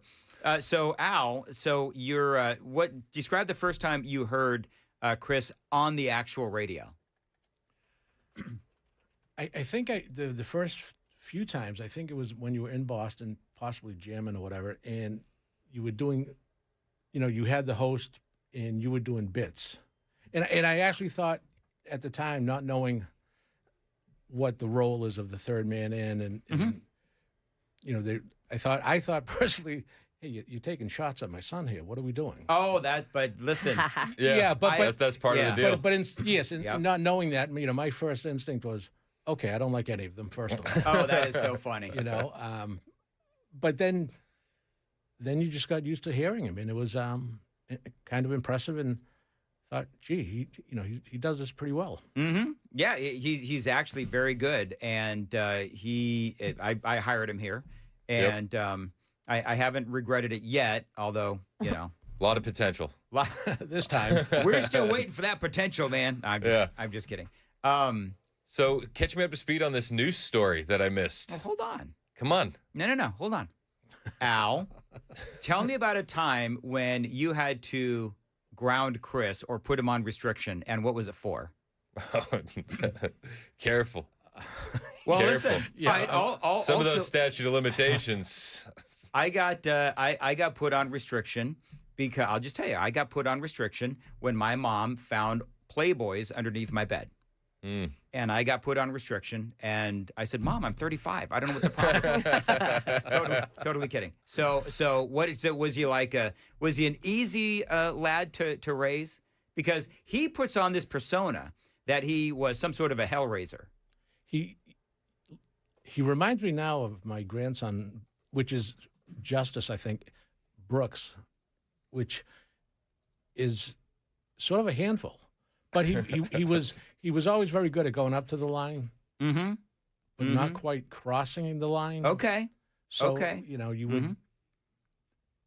would think that okay, he's going over the line and there's going to be a problem here. Yeah. And right up to the line and then just sort of ease back. Yeah, looking back, it actually, you know, we had issues growing up a little, I guess, but there was. That's a pretty good kid. That was great. Yeah, I don't want to. We did a great job, Dan. Is that what it is? Yeah, actually, yeah, his parents were wonderful. Sure, that's what it is. Yeah, there were no issues. Actually, Yeah. Actually, I will tell you that he's a great Christian. He's a great broadcaster. From what I can tell, he's a great dad. But obviously, you know that. Yeah, absolutely. So, are you from? Where are you from? I'm from Toronto. Toronto? No, I'm 'Cause only kidding. I was going to say. No, we're up in and lived in Massachusetts up until the last All right, 6 years. Say park the car.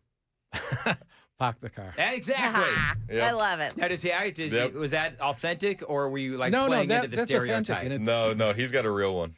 Okay. And no one in Boston actually says park the car. Yeah. They just park the car. Yeah. Have you ever been on the radio before? No, I don't think so. No. Okay. This is the first time. Is it weird to hear your voice in the headphones? Yeah, I'm sort of throwing listening. you off. Yeah, there's a little timing thing, but Everybody, you know what's so funny about radio people? We all hate our voices, except for Chris. No, Chris loves his voice.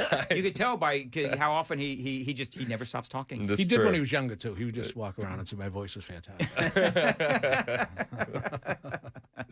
All right, now Newsgate, real Yes. quick. I already don't believe it. From what little I've heard and how I've been caught up to speed, now I saw the AP reporting it. I'm already like, Yeah, it was so, and so you know the story. We're talking about the story where this construction site for the stadium, they say that there was a noose found. Yeah. No pictures of the noose. None None whatsoever in this day and age. And so somebody told me, and I, whatever, if we were able to get that Michael back on the phone who called into Murphy's show. Yeah. I would ask him about, there was rumors that ICE was about to, hit the stadium. Really? That was just a rumor that's somebody spicy. told me. That's a spicy rumor. I don't know. I don't know if it's true or not. It's a radio show, not a court of law. I always say that. So, but I mean, I did a poll. Did the noose really exist? On my social media, 94% said no, there was no noose. And the YouTube page also shows 94% were also no. What is the YouTube? What's the YouTube? How many people are saying that? We're now up to 89%. 89%. Okay, so 89% say that the noose did not exist. So it's not real. The noose doesn't exist. The noose doesn't exist. Did the guys that had to take work off for the day, did they get paid for that day off? I don't know. It really blows my mind that they had to halt construction for the day. It's just a little weird. Right? It's just a little weird. I don't know. I don't know why. That's 1,400, or somebody else said 1,300 people. That's 1,300 people. And I'd imagine they're not the overly emotional type. You know? Yeah. Like I would imagine that they could probably still function at a high level. Yeah. Given what they had to go through. The guy says, a guy called Matt Murphy show, and I played the audio. They spent like 2 hours in what do you call it? HR training. Yeah. And that was before the noose incident, apparently. So they were already equipped to deal with this kind of emotional stress. Yeah, so why did they have to take the entire day off? Yeah, it doesn't make sense. I don't get it. Inquiring minds want to know. Al, are you conservative? Yeah, I'd lean more to the right. So did you raise him to be a conservative, or was it an accident? It was an accident. No, I mean, I think coming down to the South, coming down into Virginia, and I think as you have a family, things look different when you're 18, 20, 25 and single and things like that. But all of a sudden, you're looking out for your kids. Yep. And no, I think it was a transition he made on his own. How do you like George Clooney? How do I like George? Yeah, how do you like George Clooney? I don't quick. I don't think Tell of George Clooney at all. Hunter Biden does not like George Clooney. I don't have to be nice. Number one, I agree with Quentin Tarantino. George Clooney is not a actor. He is a I don't know what he is. You. What do you have to do with anything? Why do I have to listen to you? What right do you have to step on a man who's given 52 years of his life to the service of this country and decide that you, George Clooney, are going to take out basically a full-page ad in the New York Times to undermine the president at a time in which, by the way, what do people care about the most? Why do you think that the Republicans have an advantage over us? Because they're unified. They will go along with anything. I wasn't asking anybody to go along with anything. I was asking people to go along with this. The most successful administration in my lifetime. So when he said that, I knew that he was back on crack. Yes, yes. And can we also point out, even though he clearly did an Al Pacino-sized mountain of cocaine before this interview, it's the most coherent interview we've gotten from a Biden in years. Well, one of the things that I said earlier was George Clooney is more of an actor than Hunter is a painter. Yeah. And so True. One of the things that and there's a lot there. I think that he is angrier at the Democrats than he is the Republicans. Yeah. Because they've of course, obviously they abandoned his dad. Forced Joe out. But, you know, when you look at that whole statement about how it was the most successful administration in years, I mean, we could just go down the list, right? Failed pull out of Afghanistan, all those COVID deaths, really high inflation rates, all that illegal immigration. So if it was such a great administration, why did his own party force him out? Yeah. Right? What about the COVID mandates, the vaccine mandates? Vaccine mandates, forcing all those guys out of the military. Yeah, look at Trump's military recruitment numbers now. He's already hit the goals on what? Crazy. Space Force, Air Force, Navy, Army. He also has something to say about the Democrat elite. James Carville, who hasn't run a race in 40 years. David Axelrod, who had one success in his political life, and that was Barack Obama. And that was because of Barack Obama. Pod Save America guys, who were junior speechwriters in, on Barack Obama's Senate staff, who have been dining out on the relationship with him for years, making millions of dollars. What influence does Jake Tapper have over anything? He has the smallest audience on cable news. Yeah, I don't know about that, but he found new ways to use that word, didn't he? Yeah.